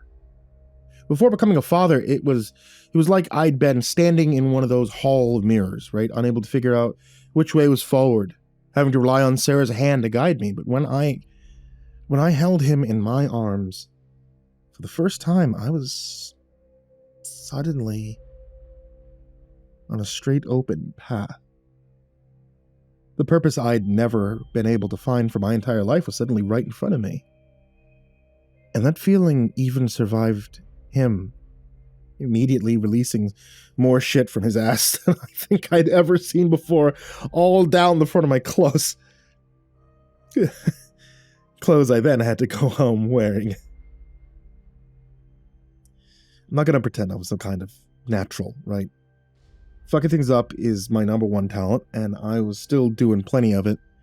I was permanently exhausted, but I grew up spending entire weeks sleepless while grinding for rare gear in various video games, so I was trained to resist the weight of fatigue. But I turned out to be pretty damn good at being a dad. I can't take all the credit. I mean, Sarah made sure that I'd studied a countless number of books on the subject back to front, but sitting with my son, I'd think back to all those times other parents had warned me. You know, they told me I'd resent the lack of sleep, that I'd be miserable for at least the first few months, if not years. But none of that turned out to be true. I mean, I was unbothered by all that shit. I had my son. Nothing else mattered. My wife, she had a harder time. She learned quickly that being a mother isn't like running a company that the primary directive of all children is to shatter any and all, every plan their parents concocted, right? With all her research and preparations with the physical side, I don't think she ever guessed the kind of toll giving birth would take on her mental health. Some days she couldn't even get herself out of bed, feeling tired all the time. She couldn't work. I mean, I love Sarah, but if there's one thing she's terrible at, it's sitting still. So while trying to recover from having her insides ripped out, she was beating herself up for resting instead of single-handedly holding up the sky. I often found myself holding her, telling her that she was a good mom, reminding her how badass she was, while she felt like she was failing. It broke my heart to see my smart, confident wife crumble apart like that. It felt so fucking useless, not knowing the right words to say, though. As it shamed me to admit it, it felt good to be the one comforting her for once, even if I was shit at it, right? My mother suggested that maybe Sarah was suffering from some kind of postpartum depression. She explained what it was, telling me about how she'd gone through something similar after I was born. I managed to convince my wife to start seeing a shrink, which helped. She still had her moments, but the color was returning to her, and she was able to get out of bed more, even leave the house, right? So one day, when Alfie was about a month and a half old, she came home from a day out with him looking on the verge of a breakdown. And I asked what was wrong. She practically collapsed into my arms. I almost lost him, she whimpered to me. After calming her down and putting Alfie to bed, I got the full story from her. She took her eyes off him. It was a tiny, insignificant amount of time that turned out to be a travesty. She stepped away for maybe a minute to quickly grab something, and when she returned, he was gone. A frantic few minutes proceeded where she searched desperately, eventually finding him still in his pram not too far away. I soothed her as she cried, telling her that one mistake didn't mean she'd failed as a mother, but part of me thinks she never forgave herself for it. The story didn't quite sit right with me, with the pram rolling off all by itself, but I didn't want to interrogate her too much. My son was fine. That's what mattered. I just assumed the wheels on the pram hadn't locked properly or something, and maybe the wind blew or something bumped it. Now I know the truth. That was when it happened. That was the moment my life began to fall apart.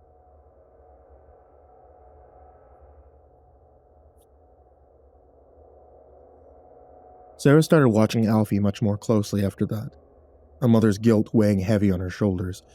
She'd go running to him at any and every sound he made. I'd find her hovering above his crib, sometimes late into the night, watching him sleep. I noticed Alfie crying a lot more than he used to. He was never quiet by any means, but now it was almost constant. Sarah explained it to be hunger, that he was just growing. But I swear, some days she was feeding him every half hour.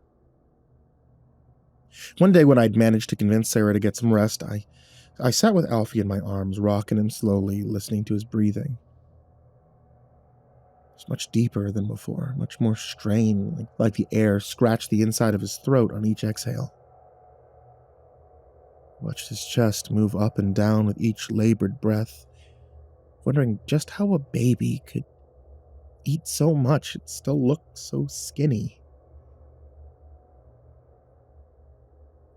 The first visit to the doctor came when I walked into the baby's room to find Sarah propped up against the crib, half unconscious with blood leaking from her nipples. The mental image of Alfie laying asleep with crimson-stained lips still makes me shiver. The doctor couldn't find anything wrong with Alfie, giving us a few half-assed guesses, such as colic, suggesting we start using bottles if the feeding's too hard on Sarah's breasts. An air of judgment dripped from his words like venom. Sarah burst into tears on the drive home. We started feeding Alfie through bottles, something he took to without any difficulty, which I thank God for. Things seemed to be getting a little easier for a while, though we ended up needing to buy baby formula alongside the breast milk because he was eating it all. I did the math once. Alfie was eating something over 10 times what a baby was meant to eat. We were spending hundreds of pounds on anything the little man would let down his throat, but he never seemed to gain weight. His skin still taut on the ridges of his ribs. After returning home with bags filled mostly with baby formula, completely forgetting at this point to get anything for me and Sarah to eat, I found Sarah sat in the middle of the living room holding Alfie to her chest and crying. "I think he's sick," she managed to get out between sobs. Alfie's skin had turned a jaundiced yellow and felt rubbery, slick. When I finally managed to pry his eyes open, I found the same for them, the sclera now a murky, bloodshot brown. We took him back to the hospital where we sat, unable to even breathe as the doctors ran test after test after test after test after test. Enduring side eyes, whispered expressions of disgust. But they again didn't find anything. Nothing that could cause any of the symptoms.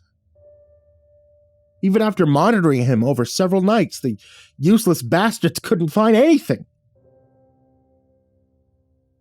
Eventually, we just had to take him home. What the hell else were we supposed to do? Spend our entire lives in the hospital? Other than the yellow skin and the eating habits, there didn't seem to be anything else wrong. He wasn't in pain. He looked malnourished, but I could tell just by the void in my pocket that he was far from that. I just felt so fucking useless. Time was blending together at this point, whether due to the lack of sleep or the identical days. So I'm not exactly sure how many weeks it'd been since me and my wife had slept in the same bed, but I think Alfie was about 4 months old. We were on a schedule of shifts. One of us would sit with Alfie, feeding him over and over, while the other person stole a few hours of darkness.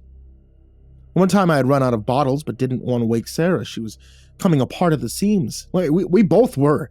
It was agony to see her like that. This woman I thought could take on the whole world, now with frazzled, unkempt hair, sagging skin, permanently rheumy eyes.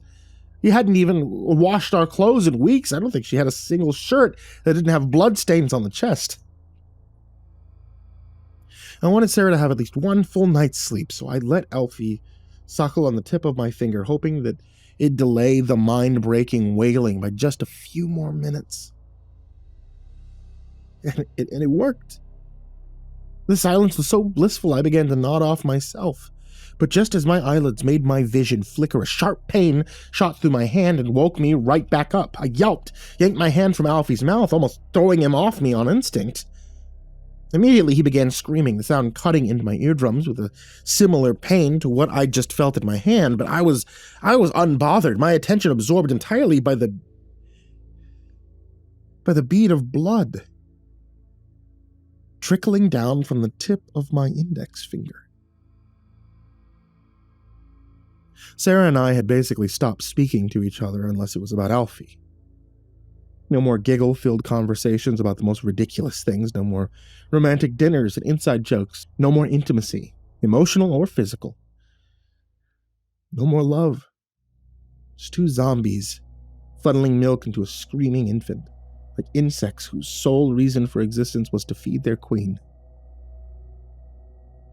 I stopped on the doorstep after a shopping trip once, my forehead pressing against the door as I listened to Alfie's screams pierce through the walls like bullets from a machine gun. I could hear it through the entire street as I walked. I heard comments and complaints from just about every person who lived anywhere near us. I'm ashamed of it, but I thought about turning around, walking back to the shop, to a pub, anywhere. I wanted to not hear it for a while. It was strange. It'd been just 5 months, almost nothing in the grand scheme of things, yet it felt like looking after Alfie was all I'd ever done. I could barely remember life before. I struggled to recall the names of friends I'd celebrated with when he was born. I knew going into it that having a kid was supposed to change her life, but I'd been utterly consumed by it. I tried to smother those disgusting thoughts, but they didn't relent until I heard Sarah inside. "Shut the fuck up!" along with glass shattering and thud.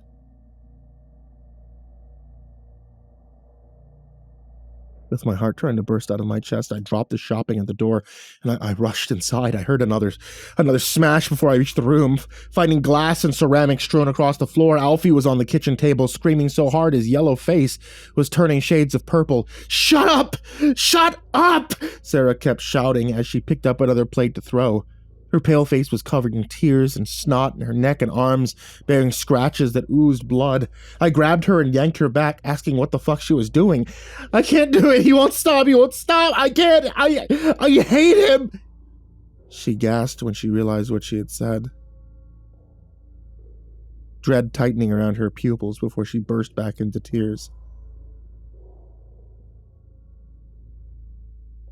I sat her down in the living room before returning to Alfie, doing everything I could to get him to finish the 2 bottles Sarah had been trying to give him. It took me almost an hour to finally get him to quiet down. I put him to bed and quickly rushed back to my wife, hoping we could talk in the 5 minutes of quiet it bought us. Sarah sat on the sofa, rocking back and forth as she cried. Her hands balled at her ears with clumps of hair that she had ripped out. I crouched down in front of her, placing my hands on her bouncing knees. "Can you look at me?" I asked. She shook her head rapidly. "Can't do it, Jack. I don't know what to do. I don't know what to do. I don't know how to fix it. I wanted to hurt him." "But you didn't." I cut her off. "He's fine." I caught myself because fine was the last word I'd used to describe any of this. "He's not hurt." I didn't know what else to say. Sarah was the capable one. Sarah was the one with the answers. What the fuck could I do? Eventually, I found the words. I suggested that maybe we needed some time to ourselves. I could call my mom, ask her to watch Alfie for a bit, and we could go out together, or stay in, or do anything we wanted. Feel like people again. She shook her head and tearfully argued that it wouldn't be right to dump Alfie on anyone, especially my arthritic mother, who would have had to drive down from Scotland. Because that's Sarah. A stubborn bitch. She'd rather die than let someone else carry her problems for her. Trying to think of something else, I realized that in all the stress of looking for Alfie, she stopped seeing her therapist. So, I suggested that she start going again, and she sobbed harder, murmuring to herself about being a terrible mother. I held her until Alfie started crying again. A few days that melded together later, and Sarah had a meeting with her shrink. I encouraged it, but also dreaded having to be alone with my infant son. His screams bursting through my eardrums as I mixed formula until my fingers ached, but much to my surprise, a little bit after Sarah left, Alfie was quiet. It took me some time to realize, my fatigued body in autopilot, but at some point it hit me that the screaming I was hearing was just the echoes in my head, and Alfie was laying in his crib, perfectly tranquil. It terrified me at first. I thought he was sick or hurt, but when I picked him up, he was fine. I sat in my living room, rocking him in my arms. I watched the television like I used to just after he was born, like I used to before that day Sarah took him out. Though he was still bony and yellow, and fussed for feeding every half hour, he wasn't screaming. It racked my mind wondering what I did to calm him down, but the only difference I could find was Sarah's absence. My heart felt heavy at the prospect of telling her. I thought she'd read into it in a bad way.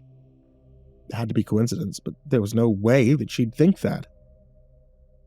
My fears were in vain, though. When she returned home, she seemed okay, quiet, maybe a little cold. I chalked it up as the come-down from an emotional conversation, but when she looked at Alfie in my arms, there was something in her eye that almost made me wince. I don't really know how to put it into words. Not hate, not apathy, just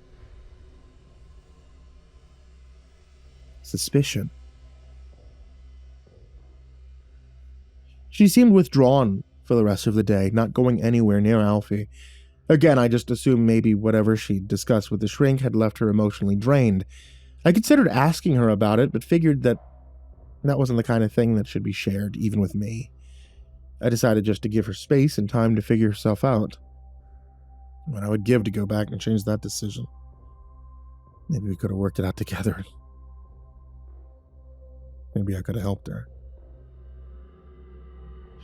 She watched me feed Alfie and put him to bed, and when I pushed through my worry and expressed amazement at how he was still quiet, she just shrugged. She volunteered to watch over him that night to make up for leaving me alone and encouraged me to get some sleep. I suggested that maybe she should come to bed too, that maybe whatever it was that was wrong is now over. Maybe it was just colic. That he's quiet now, and we'd be able to get some real rest. I was halfway begging. I just wanted to share a bed with my wife again.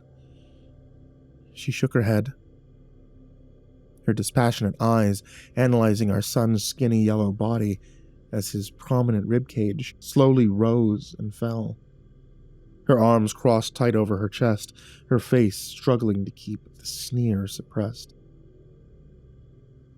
Apprehensively, I relented, recognizing the look of stoic resignation that she'd put on when making a tough decision, and knowing that look meant she'd made her choice. Sarah was always a stubborn bitch. Once she'd made up her mind about something, it was impossible to talk her out of it. So I went to bed. But even with now months' worth of sleep that I'd accumulated, sleep was distant. I had this terrible sensation churning in my gut and an alien buzzing in my brain. An intuition. Even now, I don't think I could say for certain what it was, some nebulous sensation, but it made the echoes of Alfie's cries in my head become deafening. I listened as Sarah went downstairs, a heaviness in her steps. I listened to the banging as she rooted around the piled-up dishes and bottles in the kitchen. I listened as she marched back upstairs, each thump making my breath hitch. Horrible stir roiling in my stomach like rocks in a washing machine. Eventually, the arcane feeling of my skull wanting to cave in became unbearable. I got up and with the slow, soft steps crossed the hall back to Alfie's room.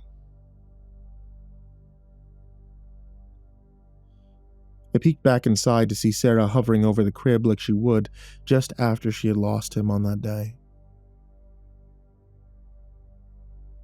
My lips fought against my unease, trying to smile, thinking she was just wary of why Alfie was suddenly quiet.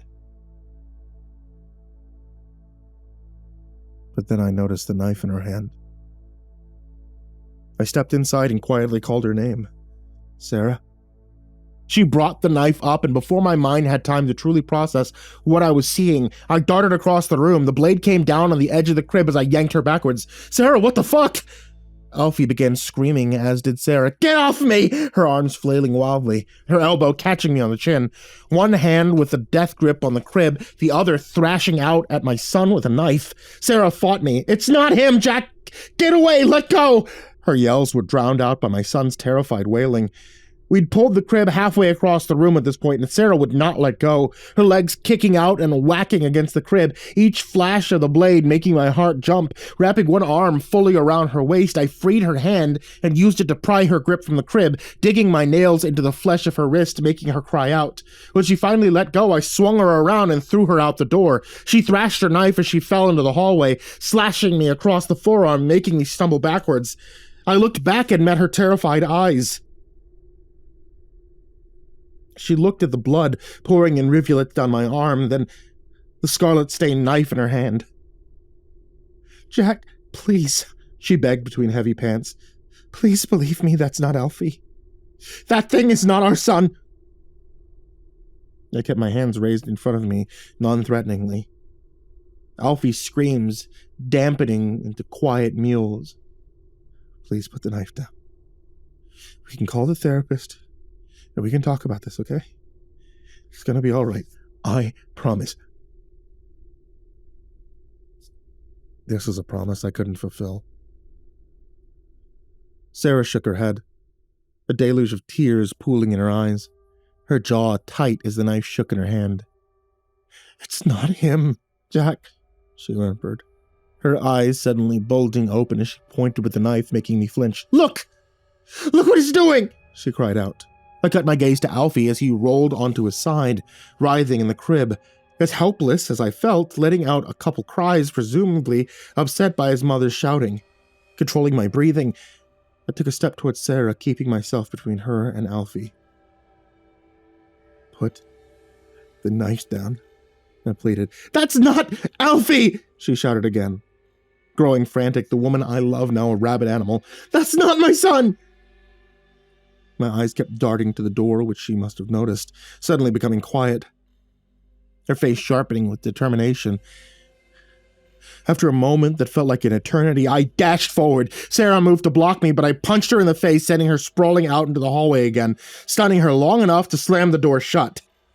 I had just enough time to pull a wardrobe over to block the door before Sarah slammed herself against it, her mournful wail shattering something deep inside of me. She hammered against the door, the metallic thuds as she slammed the knife against the wood. "Jack, no, please, it's not Alfie, please listen, it's a monster, it took him. Jack, please let me in, I can show you." I grabbed my phone and called the police, my voice shaking as I described a scene I didn't want to believe was really happening. The time I sat there with my son, Sarah begged me to open the door, begged me to realize that thing in the crib was not my son. It felt like an eternity. One I assumed be repeated for me endlessly when I reached hell. I cried my fucking eyes out when I heard them kick in the door and drag her away. People told me all kinds of reasons and excuses, mental breakdown, psychosis. I didn't care about the why or the how. The pain that comes from fighting the belief that the woman you loved for the most of your life is actually a monster is something words can't define or assuage. My wife was gone. Now all I had was my son. Nothing else mattered. After trying to explain to the police the same things she told me, Sarah was put in a psychiatric facility.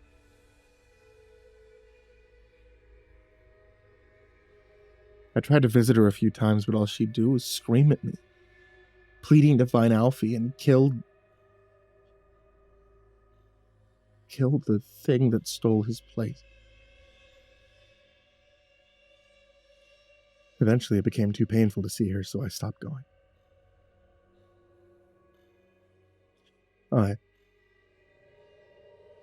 I abandoned her in there. I betrayed my vows by abandoning the person who showed me what it's like to live.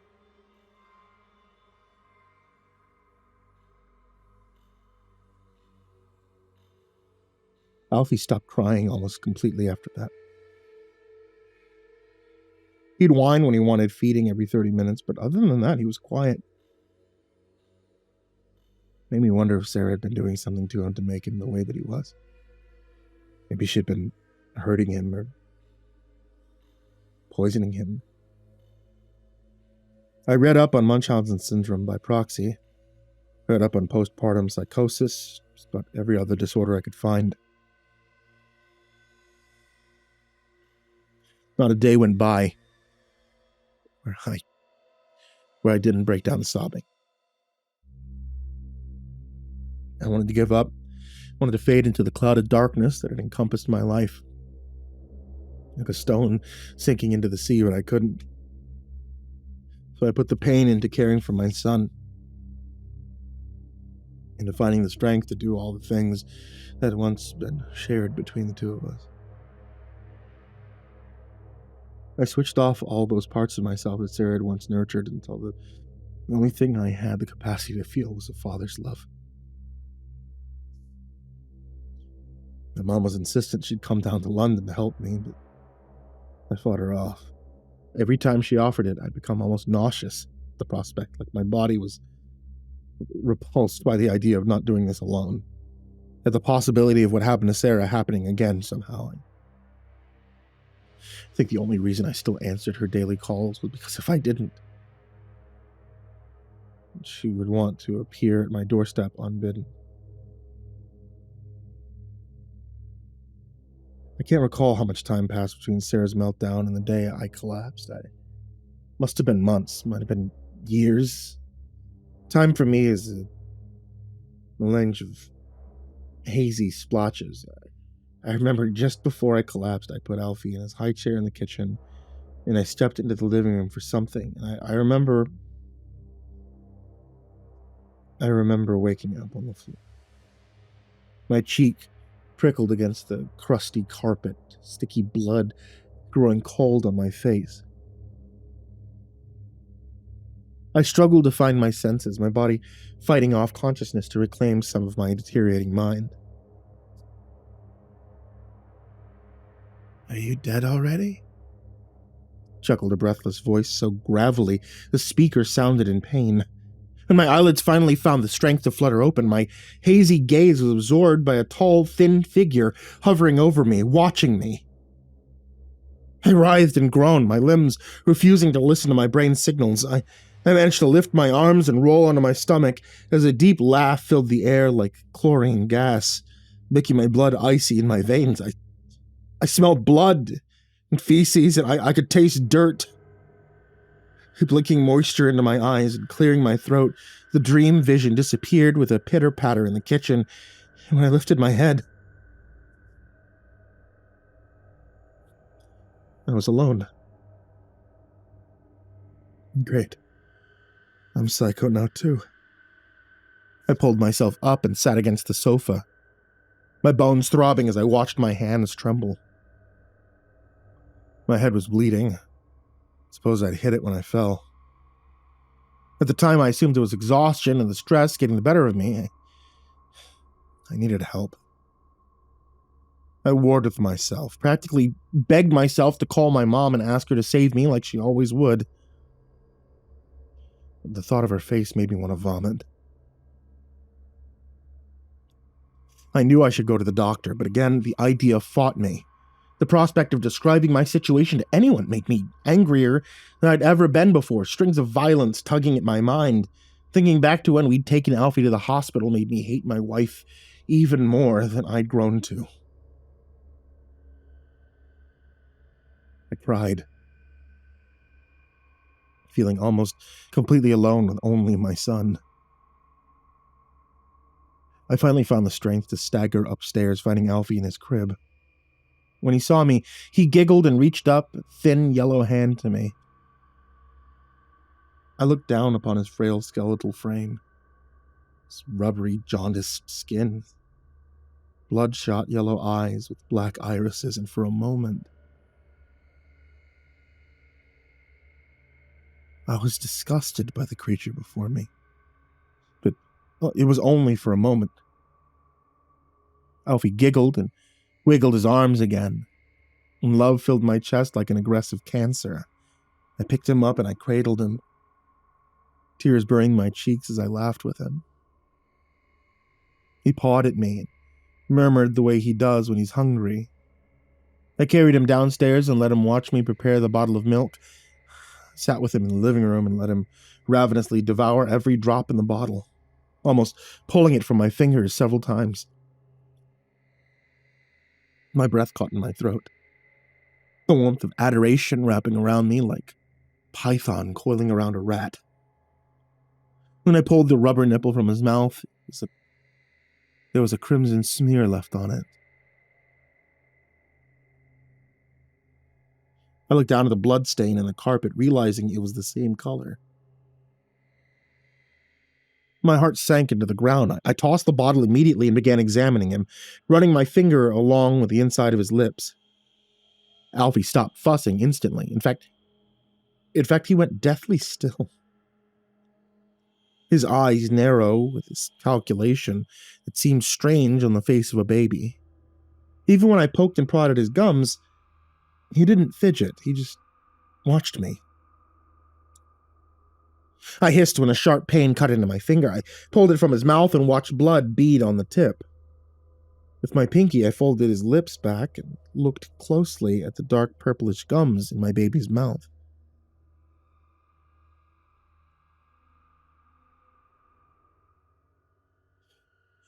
It felt like a winter wind washed over my shoulders as I stared down at the tiny needle-like points poking out.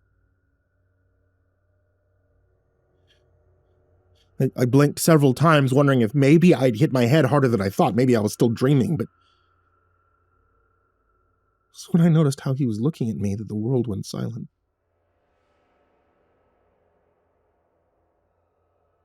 His face was cold, stony. His eyes were filled with contempt, an expression an infant was not meant to display. "All right, mate, let's get you back in bed," I said, with forced cheer and a chuckle that I had to squeeze out of my diaphragm. I don't think he bought it. His icy stare remaining fixed on me until I closed the door to his room behind me. My heart was racing so fast I was worried I'd cough it up. My mind was a cacophony of noise, but there was one thing I couldn't stop thinking. Sarah's words. That's not Alfie. I closed myself in my bedroom in a panic. Couldn't be real. It must have been having a breakdown like Sarah did. It's a monster. That was my son. My fucking blood, my flesh, part of me. He was just teething. That had to be it. Wasn't he about that age? I couldn't remember. Why couldn't I remember how old my son was? I couldn't remember anything. I couldn't remember my friends' names. I couldn't remember my mother's address. I couldn't even remember where I'd bought the formula I'd been feeding him. Feeding it. No, this was insane. I was sleep deprived. Stressed from having my wife try to kill me and my son. I was having some kind of mental health crisis. I needed to finally get some help. I searched around for my phone and eventually, leaving my room to search the house under every pillow, and found it in the toilet. The screen smashed. Dead and unusable.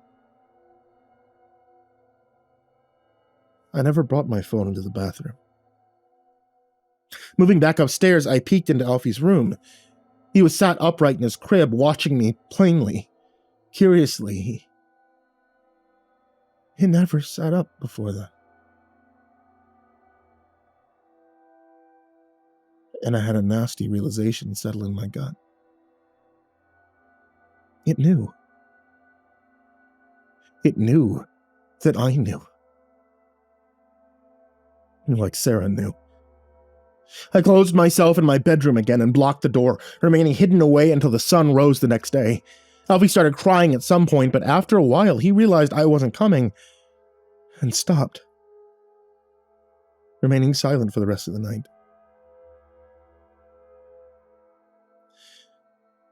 After a shit ton of Googling, I concocted a plan that I was sure certified me as a nutcase because I had to be certain. Before I did anything, I needed to be 100% fucking certain. And when daylight turned the outside world into a blinding wasteland, reminding me of just how alone I was. I left the room to gather what I needed. As I put the things together, I felt stupid. Everything in me screaming that this was ridiculous. Alfie was my son. I was having a crisis, and I needed to stop. But there was something deep inside me that knew I had to do this. Once I had everything together, I made my way back to Alfie's room. He was laying in his crib, his skeletal chest pulsing with shallow breaths. I drifted through the room, very hesitantly turning my back on him as I laid everything out on the changing table. Then I began. I opened the carton and plucked up the first egg, cracking the shell on the side of the pot before dumping the content onto the floor beside my feet. Then I placed the shells into the pot and began to stir. I did it again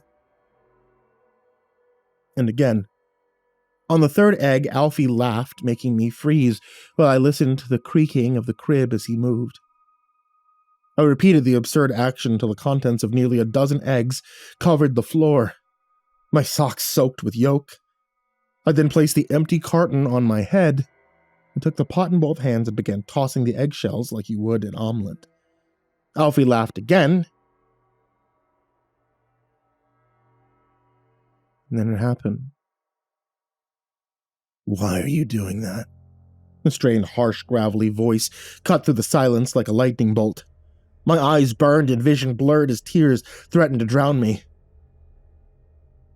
Sarah was right. She was right. And I didn't fucking listen.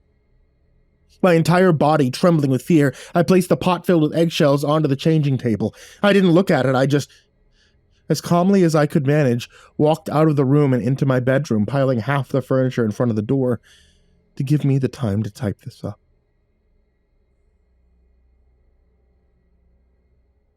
Alfie's been crying louder than he ever had before. The noise like sandpaper raking my brain, but now he's suddenly stopped. I'm not sure if I'm losing it, but I'm certain I just heard the door handle jostle.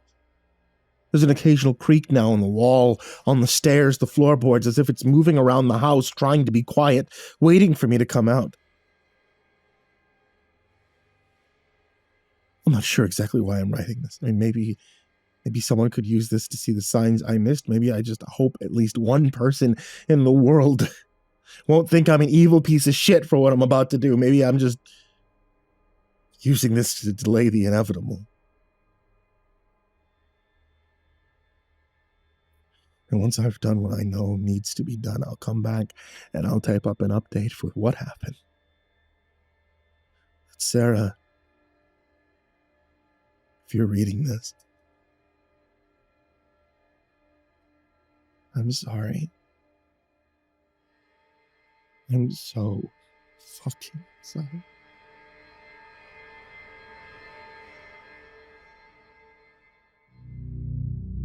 I remember the night it happened so clearly. I'd been living downtown. I was sleeping, but exactly at 3 a.m, I was woken up by a deafeningly loud sound, almost like a horn, blaring into my ears, and the most violent earthquake that I'd ever felt, as if the ground itself were falling apart. Just as it had come, the noise and rumbling ceased. I looked out my window, and I couldn't see anything. A dense fog had come in, so thick it looked as if someone had glued a bunch of pillow stuffing to the outside of my window. I could hear people talking down in the streets, and I went back to check out what was going on, thinking a massive earthquake had just hit us. Multiple people were gathering across the street, talking to each other.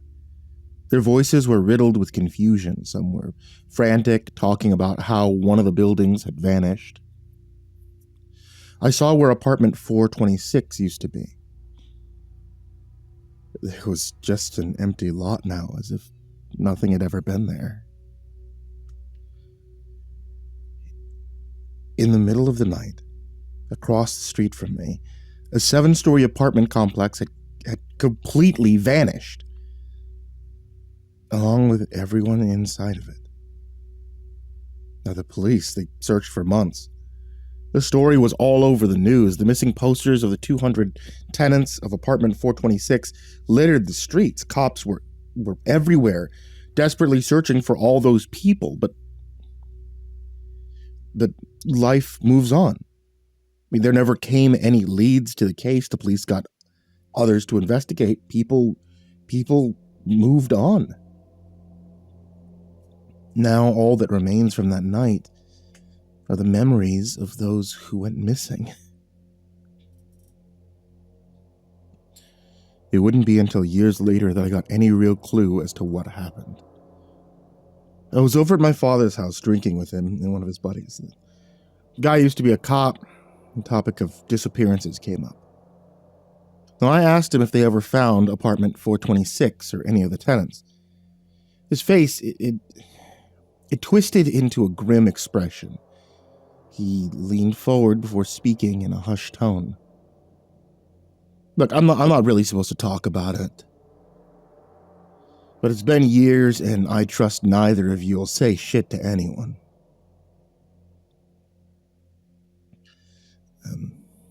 We found the building. It was a couple of months after the whole thing went down. One of the cops was at the lot where the building used to be when his radio picked up a stray signal. He said it was hundreds of people screaming all at once, like the sounds of hell were coming through his radio. We all assumed the signal was coming from inside the building and that it proved our theory that it had somehow sunk into the ground. So we brought in a ground-penetrating radar. Lo and behold, there it was. 200 feet beneath the surface. Funny thing is, we'd already done scans when it first happened. Hadn't been there. So why was it there now? Anyway, they drilled into it from a nearby metro station. Took them months. They weren't really hoping to find anyone alive. I mean, they knew how slim the chances were. If those people hadn't run out of food, they would have run out of air. Guess I just wanted to know what happened. The thing is, when they finally got in, it was completely empty. Not a fucking soul. Space was completely sealed, no exits. Trust me, they looked as if everyone that was in the building just up and vanished without a trace. Actually, it's not entirely true, because they did find one of them a couple months later. They excavated an old stone foundation in the old port. They hit something soft. Guy gets out and just blood everywhere. The excavation shovel had cracked open one of the huge boulders, and there was this guy fused in there. It gets weirder because the guy's skin was fucking translucent, like they could see everything inside him and shit. His blood is still warm as if he'd just been alive. They've obviously freaked the fuck out. They call the police. They aren't really taking it all that seriously when they get there. I mean, I can't even blame them. I wouldn't have believed it myself if I hadn't seen it. I'm just about laughing in the guy's face until they see the guy on the rock. I was friends with those guys, and they told me that they'd never been that scared. Dude looked like a human-shaped sausage, like a clear casing. You see all his insides, part of him were completely fused with the rock, like there was no separation between where the skin started, where the rock ended. I kind of laughed at him at that point because I thought they were pulling my leg, but they looked so seriously at me that I stopped. I've never seen those guys like that. They were genuinely horrified. So they brought the body to the coroner, and he looked just as baffled, said that he'd never seen something like that in 20 years of work there. So, what killed this guy? Turns out, blunt force trauma from the excavation shovel. I mean, how the fuck does that even make sense? Guy's encased in stone, right? How the fuck is he still alive? We had his blood, identified him as one of the missing people. We called his family to come and identify the body, and by the time they got there, he just up and disappeared again. Poof. Just like that, gone into thin air. We couldn't explain it. There were cameras all over the place. They caught nothing. We never found him again. You know? Never found any of the others either. I quit after that. Couldn't really stomach it anymore. We sat in silence for a while, just thinking about what he said. I'd never heard this guy lie in my life, but what he just told us was completely nuts. Somehow I believed him. I mean, I was there that night. I saw that building vanish. I guess hearing it from his mouth with all the additional information, it made it too real for me. After a while, he looked up at us, plastered on a smile that didn't reflect his eyes. He changed the subject to a completely different topic. I couldn't stop thinking about what he told us, so I just left shortly afterward. I'm back home now, and it's foggy as hell outside, and I got back at just the right time. Now, I'm writing this out for you guys because I can't get it off my mind. People have to know what happened to them, right? They had families. They had lives. I can't just let them fade away into nothing, so I'll try to uncover more for you guys. For their families. I promise to update you guys as soon as I can.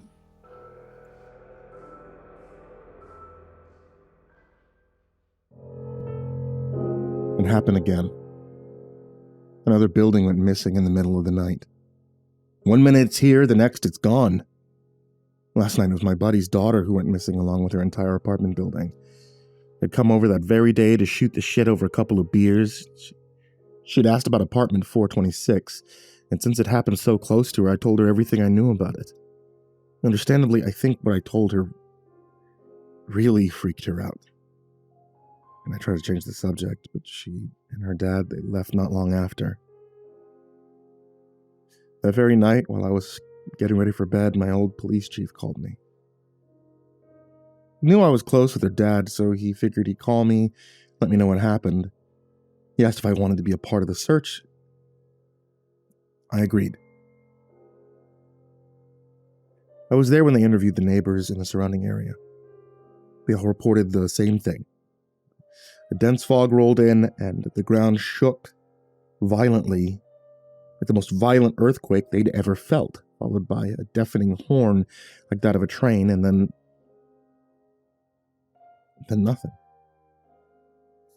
Everything went back to normal, and the world fell silent again, except once more an entire building had gone missing in mere moments. Everyone inside disappearing with it. And so we began the search.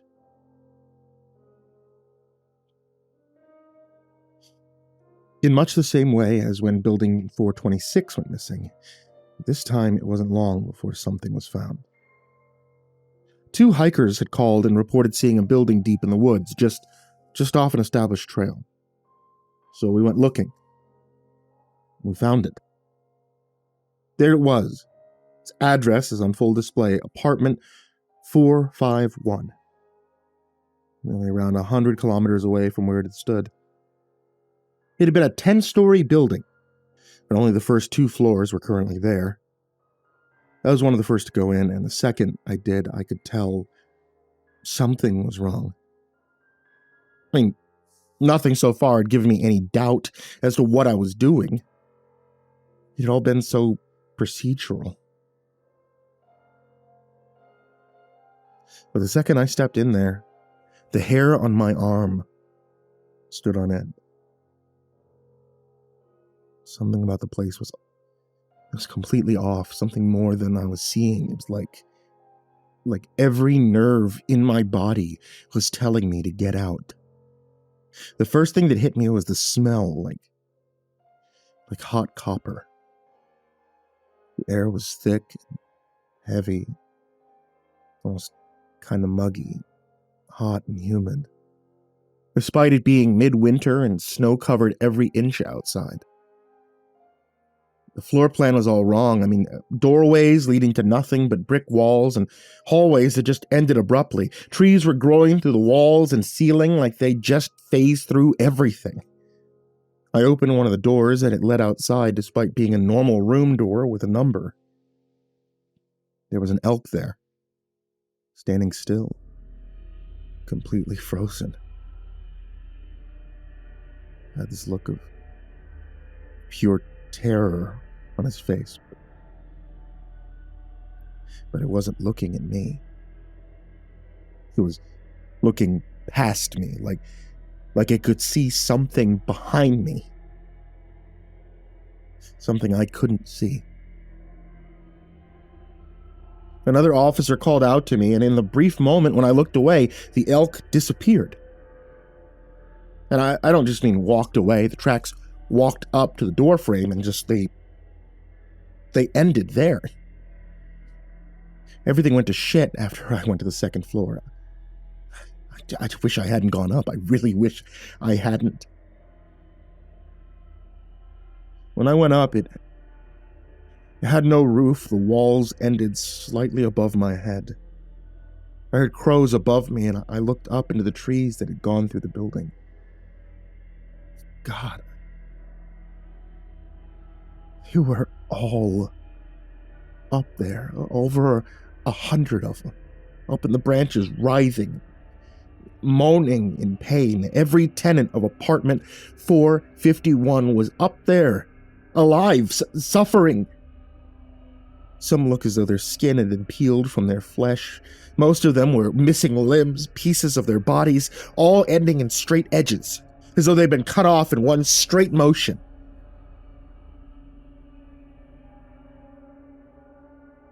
I saw her up there too. What was left of her. She'd been cut cleanly in half, just above the hips. Her guts dangling down. Crows were pecking at them. I called her name, but she turned her eyes to meet mine as she mouthed for me to help her. I took a step back and my foot sank into something soft. I looked down to see a man half sunken into the floorboards, his skin translucent. It reminded me of that other one that we'd found encased in stone. He screamed and they joined him, screaming in this deafening unison.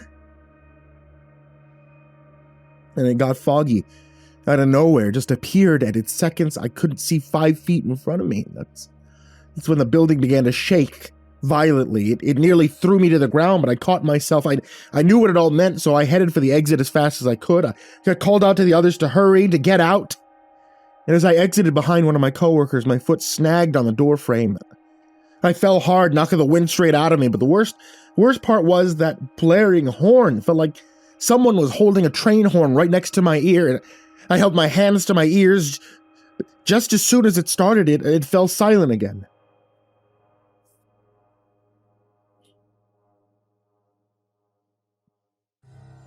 When I rolled over onto my back, the building vanished once more, and my foot that had been caught in the doorframe, it was gone. Didn't bleed, didn't hurt. My leg just ended in a straight edge right above my ankle. I looked around. I noticed that only the officer who'd exited before me remained. The other three, they hadn't made it in time.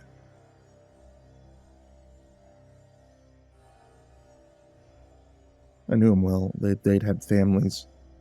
They'd been good men. They didn't deserve to never see their children grow up, never to grow old. Look back at all they'd accomplished. He took me to the hospital.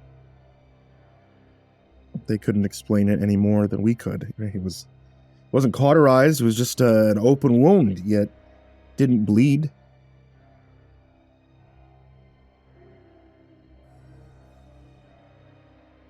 I found her post. I'm writing this in her honor. She was right. People need to know. My apartment 451 wasn't the first. And I doubt that it'll be the last.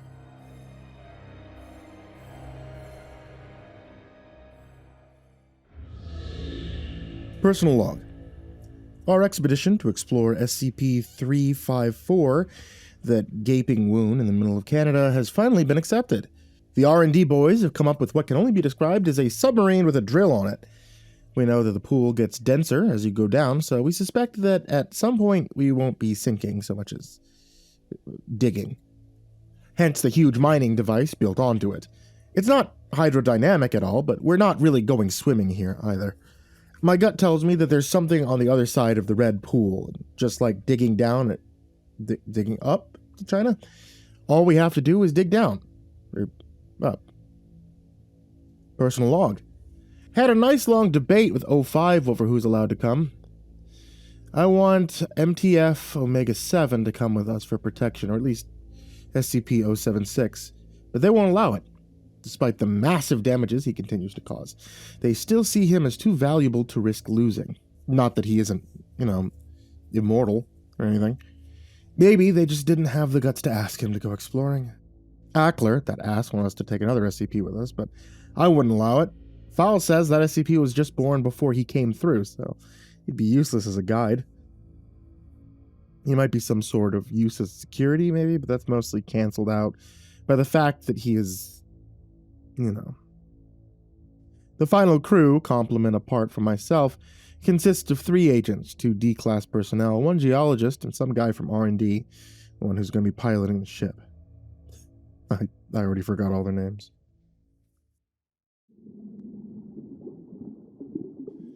Exploratory Team 354 Alpha, ET-354A. Mission log. Day 1. Rotten sort of day to begin a mission. Rumor has it that the last night there was a total contamination breach in some area or other. Then it turns out there's no coffee allowed anywhere inside of Area 354 for some reason or another. And the whole mission almost ended in disaster when it turns out that they almost forgot to load the extra fuel on board. Like, who the fuck is running the show around here? Anyway, now we're underway. For a while there, I had a definite feeling of going downward, but now we're dropping much slower. Marty, that's the R&D guy, says that we're sinking at a rate of 10 meters an hour. Apparently at this depth, the red pool it's pretty dense. ET-354A, mission log, day 2. Nothing of interest happened, but I learned everyone's name, so, we have Marty, our pilot, Agent Swanson, Agent Turquoise, Agent 86, Dr. J. MacArthur, Chris Simmons, and Leroy Tucker. Whoop-de-frickin-do. ET-354A, mission log, day 3. It's about 4:30 a.m. Gravity suddenly changed direction. Boy, that was fun to wake up to. We're now rising rather than sinking, which means we're more than halfway there. ET-354A mission log, day 4. We've reached the surface. Through the portals is mostly dark, which means it's night. Can't go out yet because of, for all we know, the atmosphere could be hydrochloric acid. We've got a shitload of sensors outside the ship, analyzing a bunch of stuff. Whether the air is breathable, what kind of airborne bacteria we have to deal with, simple stuff like temperature, we'll know in 8 hours whether it's safe for human life out there. ET-354A mission log day 5. It turns out the air is totally safe, except it's been night for going on 28 hours now. What's going on? ET-354A mission log day 6. Dawn finally came. The sun was huge, red. I'm a biologist, but I know enough about astronomy to know that we're orbiting a totally different star. It's a different time, a different place, or a different dimension. Who knows? Leroy guessed that we're on another plane of existence. I think he's probably the closest. The pool on this side is way bigger, more like a large pond, maybe a small lake. The banks are more defined than on our side as well. We took an inflatable raft to the shore. Marty and Simmons stayed behind. They headed north. The ground here, at least around the pool, it's almost totally devoid of plant life. The only green we saw was a sort of fuzzy moss growing on the ground that looked more like a kind of mold. The ground is grayish, tan dirt that's like a mixture of sand and flour. MacArthur said it was the same mineral, or another, but I forgot what he called it. I half expected all of our electronics to not work out here, but that wasn't the first thing to fail. After about 2 hours of hiking across flat, boring ground, the compass suddenly changed direction. Now pointed to what we had previously thought to east. Evidently, this planet's magnetics is... Is it even a planet? They don't work the same way that ours do. Not wanting to risk getting lost, we immediately made a 180 headed back to the ship. Could have sworn the trip back was less than half as long as the trip out.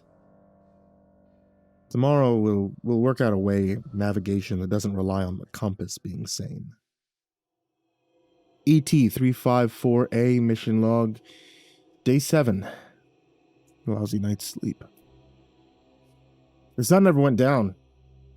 By my calculations, the day-night cycle here seems to last 43 and a half hours, as opposed to like our 24 hours back home. That takes some getting used to. We agreed on a system of navigation. Firstly, we're going to travel only in a straight line to make sure that we can get back to the ship, or simply turning around, heading in the other direction, unless we encounter some kind of unnavigatable jungle, then, we should be fine. Second, Marty's rigged a radio beacon thing. I don't really remember his explanation, but if we're anywhere within 800 miles, this little gizmo, it should be able to tell us exactly which direction to go to get back and exactly how far. ET-354A mission log day 9. We set out a few hours before the sun was scheduled to rise. But when we got to the shore, we found that the green moss stuff was everywhere. It had grown in mass significantly. My guess is the stuff shrivels up in the sun during the day and expands at night, sucking nutrients or something. We decided we didn't want to walk through it, so we went back, waited for sunrise. Sun came up. We set out again. Moss stuff was back to its smaller state, and it's just occurred to me there's been no wind at all in this place. The result is dead silence. I'm not ashamed to admit that the overall emptiness of this place is pretty scary. We found an area with none of the moss stuff for a few hundred feet around and decided to camp for the night. Sun's still up, but it's time for us humans to sleep, so I'm calling it a night. ET-354A mission log day 10. Sometime in the night, which was really daytime. Fuck, it's gonna get confusing. We were all awoken by some kind of roar. I remember when that T-Rex sounded like in that old Jurassic Park movie. It sounded like that. It was big, it's reptilian. I don't know, it was So loud I was certain whatever was making it couldn't be more than 20 feet away, but when we all got out of our tents, we didn't see anything. The whole area is so flat, we'd see any sort of animal within half a mile or so. There's just nothing. It's fucking scary. We packed up camp, we continued on. After a while, we stopped seeing the moss stuff, and maybe it only grows around the red pool. The ground became rockier, and in the distance, the land seemed to grow more hilly. I think I see trees. ET-354A Mission Log Day 11. The bare ground has ended. Now we're walking across a vast field of beautiful green grass. Almost looks like a well-mowed lawn. The grass seemed ordinary enough till Turquoise tripped over a rock and arose to find his hands covered with several dozen bloody pinpricks. Apparently the tips of a blade of this grass is just incredibly sharp, easily punctures the skin. It's no threat to our Foundation issue boots, but we're all gotta be careful not to fall on it. We came to a tiny stream, no more than a trickle really. Swanson suggested we could refill our canteens. Leroy and MacArthur wanted to check the water for something other first. MacArthur took out some equipment and after a few minutes announced that it was not water. It was liquid carbon dioxide, CO2, usually a gas at this temperature, and never a liquid. So the laws of physics don't seem to be working right. ET-354A Mission Log Day 14. I haven't had time to record anything for a few days. Made it to an area sparsely populated by trees. The grass there withered and brown, not sharp enough to pierce the skin anymore. The trees were ordinary, like birch. The leaves, they were all wrong. At some point we lost Swanson. The place is so quiet, none of us really feel comfortable talking, so I have no idea when we lost him. Good 8-hour window where he could have gone missing. We called to him, but none of us wanted to split up to look for him. During the night, a tree fell on 86's tent. He wasn't hurt. None of the gear was damaged, although the tent got mangled beyond repair.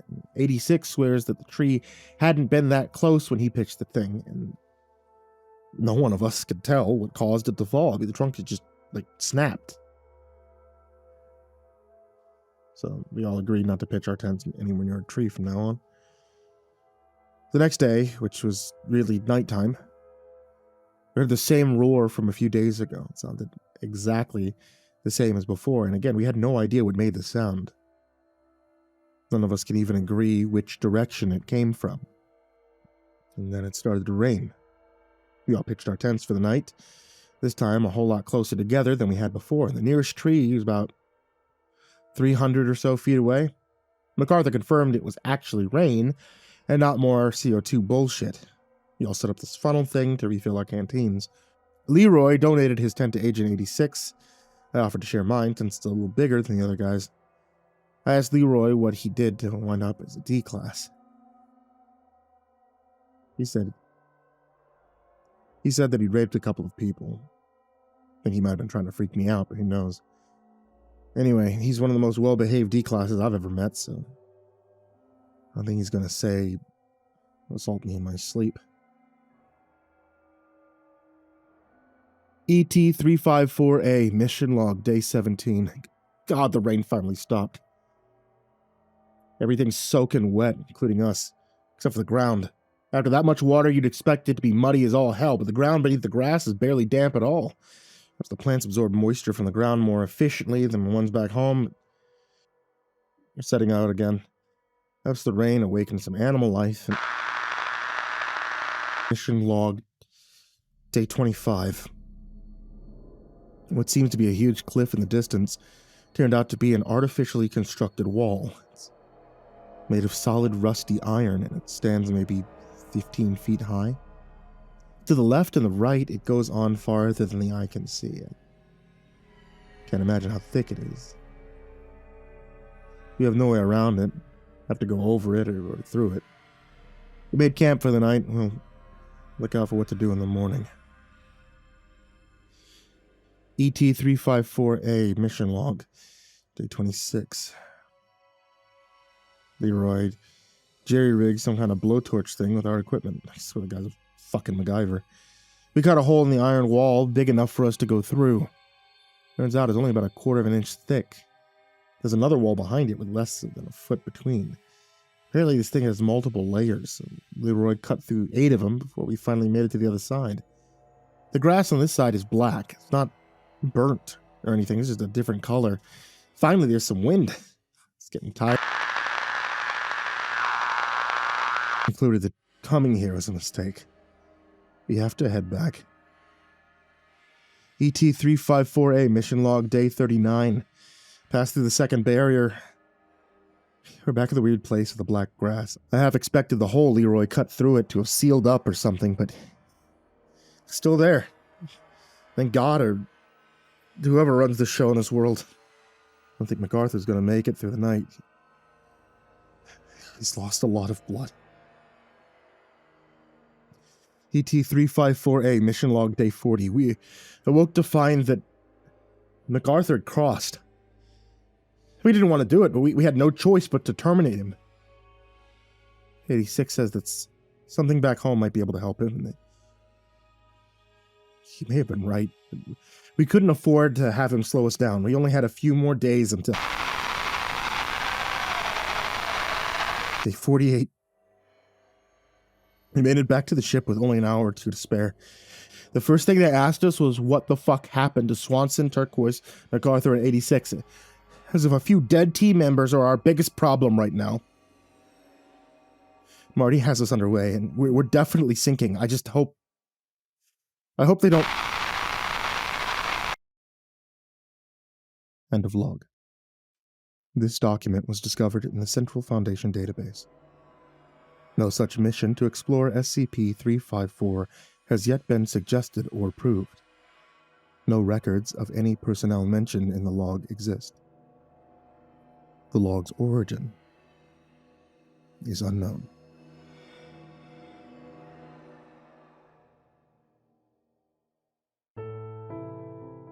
Hey there kids, it's me, MrCreepyPasta, and before we say goodnight, I just wanted to say thank you so much for watching tonight's video, or for listening to tonight's episode of the podcast, if you were listening to the podcast on Spotify or wherever you get podcasts, or if you're watching the video on YouTube, which is the only place where I post videos. I really appreciate it, you guys, and I'd appreciate if you hit that thumbs up, you hit the subscribe button, and you hit the bell thing next to the subscribe button.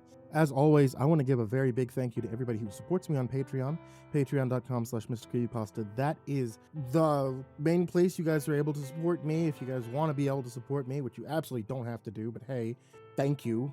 And especially if you guys like, you can become one of these wonderful people whose names I mispronounce. People such as Diana Kraus, AcidSystem, Benjamin 2003, Blake Rattler, Bottle Cooler, Brandon Mendoza, Caltuna, CoryxKenshin, Dakota Best, Daniel Poulsen, Dante Kinkade, Enchanted Buns, Eric Anthony Caruso, Estebean, 15 Squirrels in a Trench Coat, Galaxy Gremlin, Hayes Nephew, Himbo Jerry, Our Minute Second Time, Jay Kearns, Jed's Pet, Lou Cypher, Nick MC, Plant Piss, Red Shadowcat, Remember the Sun, Salty Surprise, Samara Lynn, Scary Stories Fuel Me 32, Seclude, Simba's Bloody Mojo, Sky Harbor, Smiley the Psychotic, Sully Man, Holly Sue, Team Leo 76, The Chavez Brothers, The Ginger Bros, Tommy Walters, Viceroy Scorn, William Wellington, X Reaper 69, XX Lucky Cat XX, Zabold, Shadow Gardens, and Peaceful Buddha. Thank you all so much for being here. And as always, sweet dreams.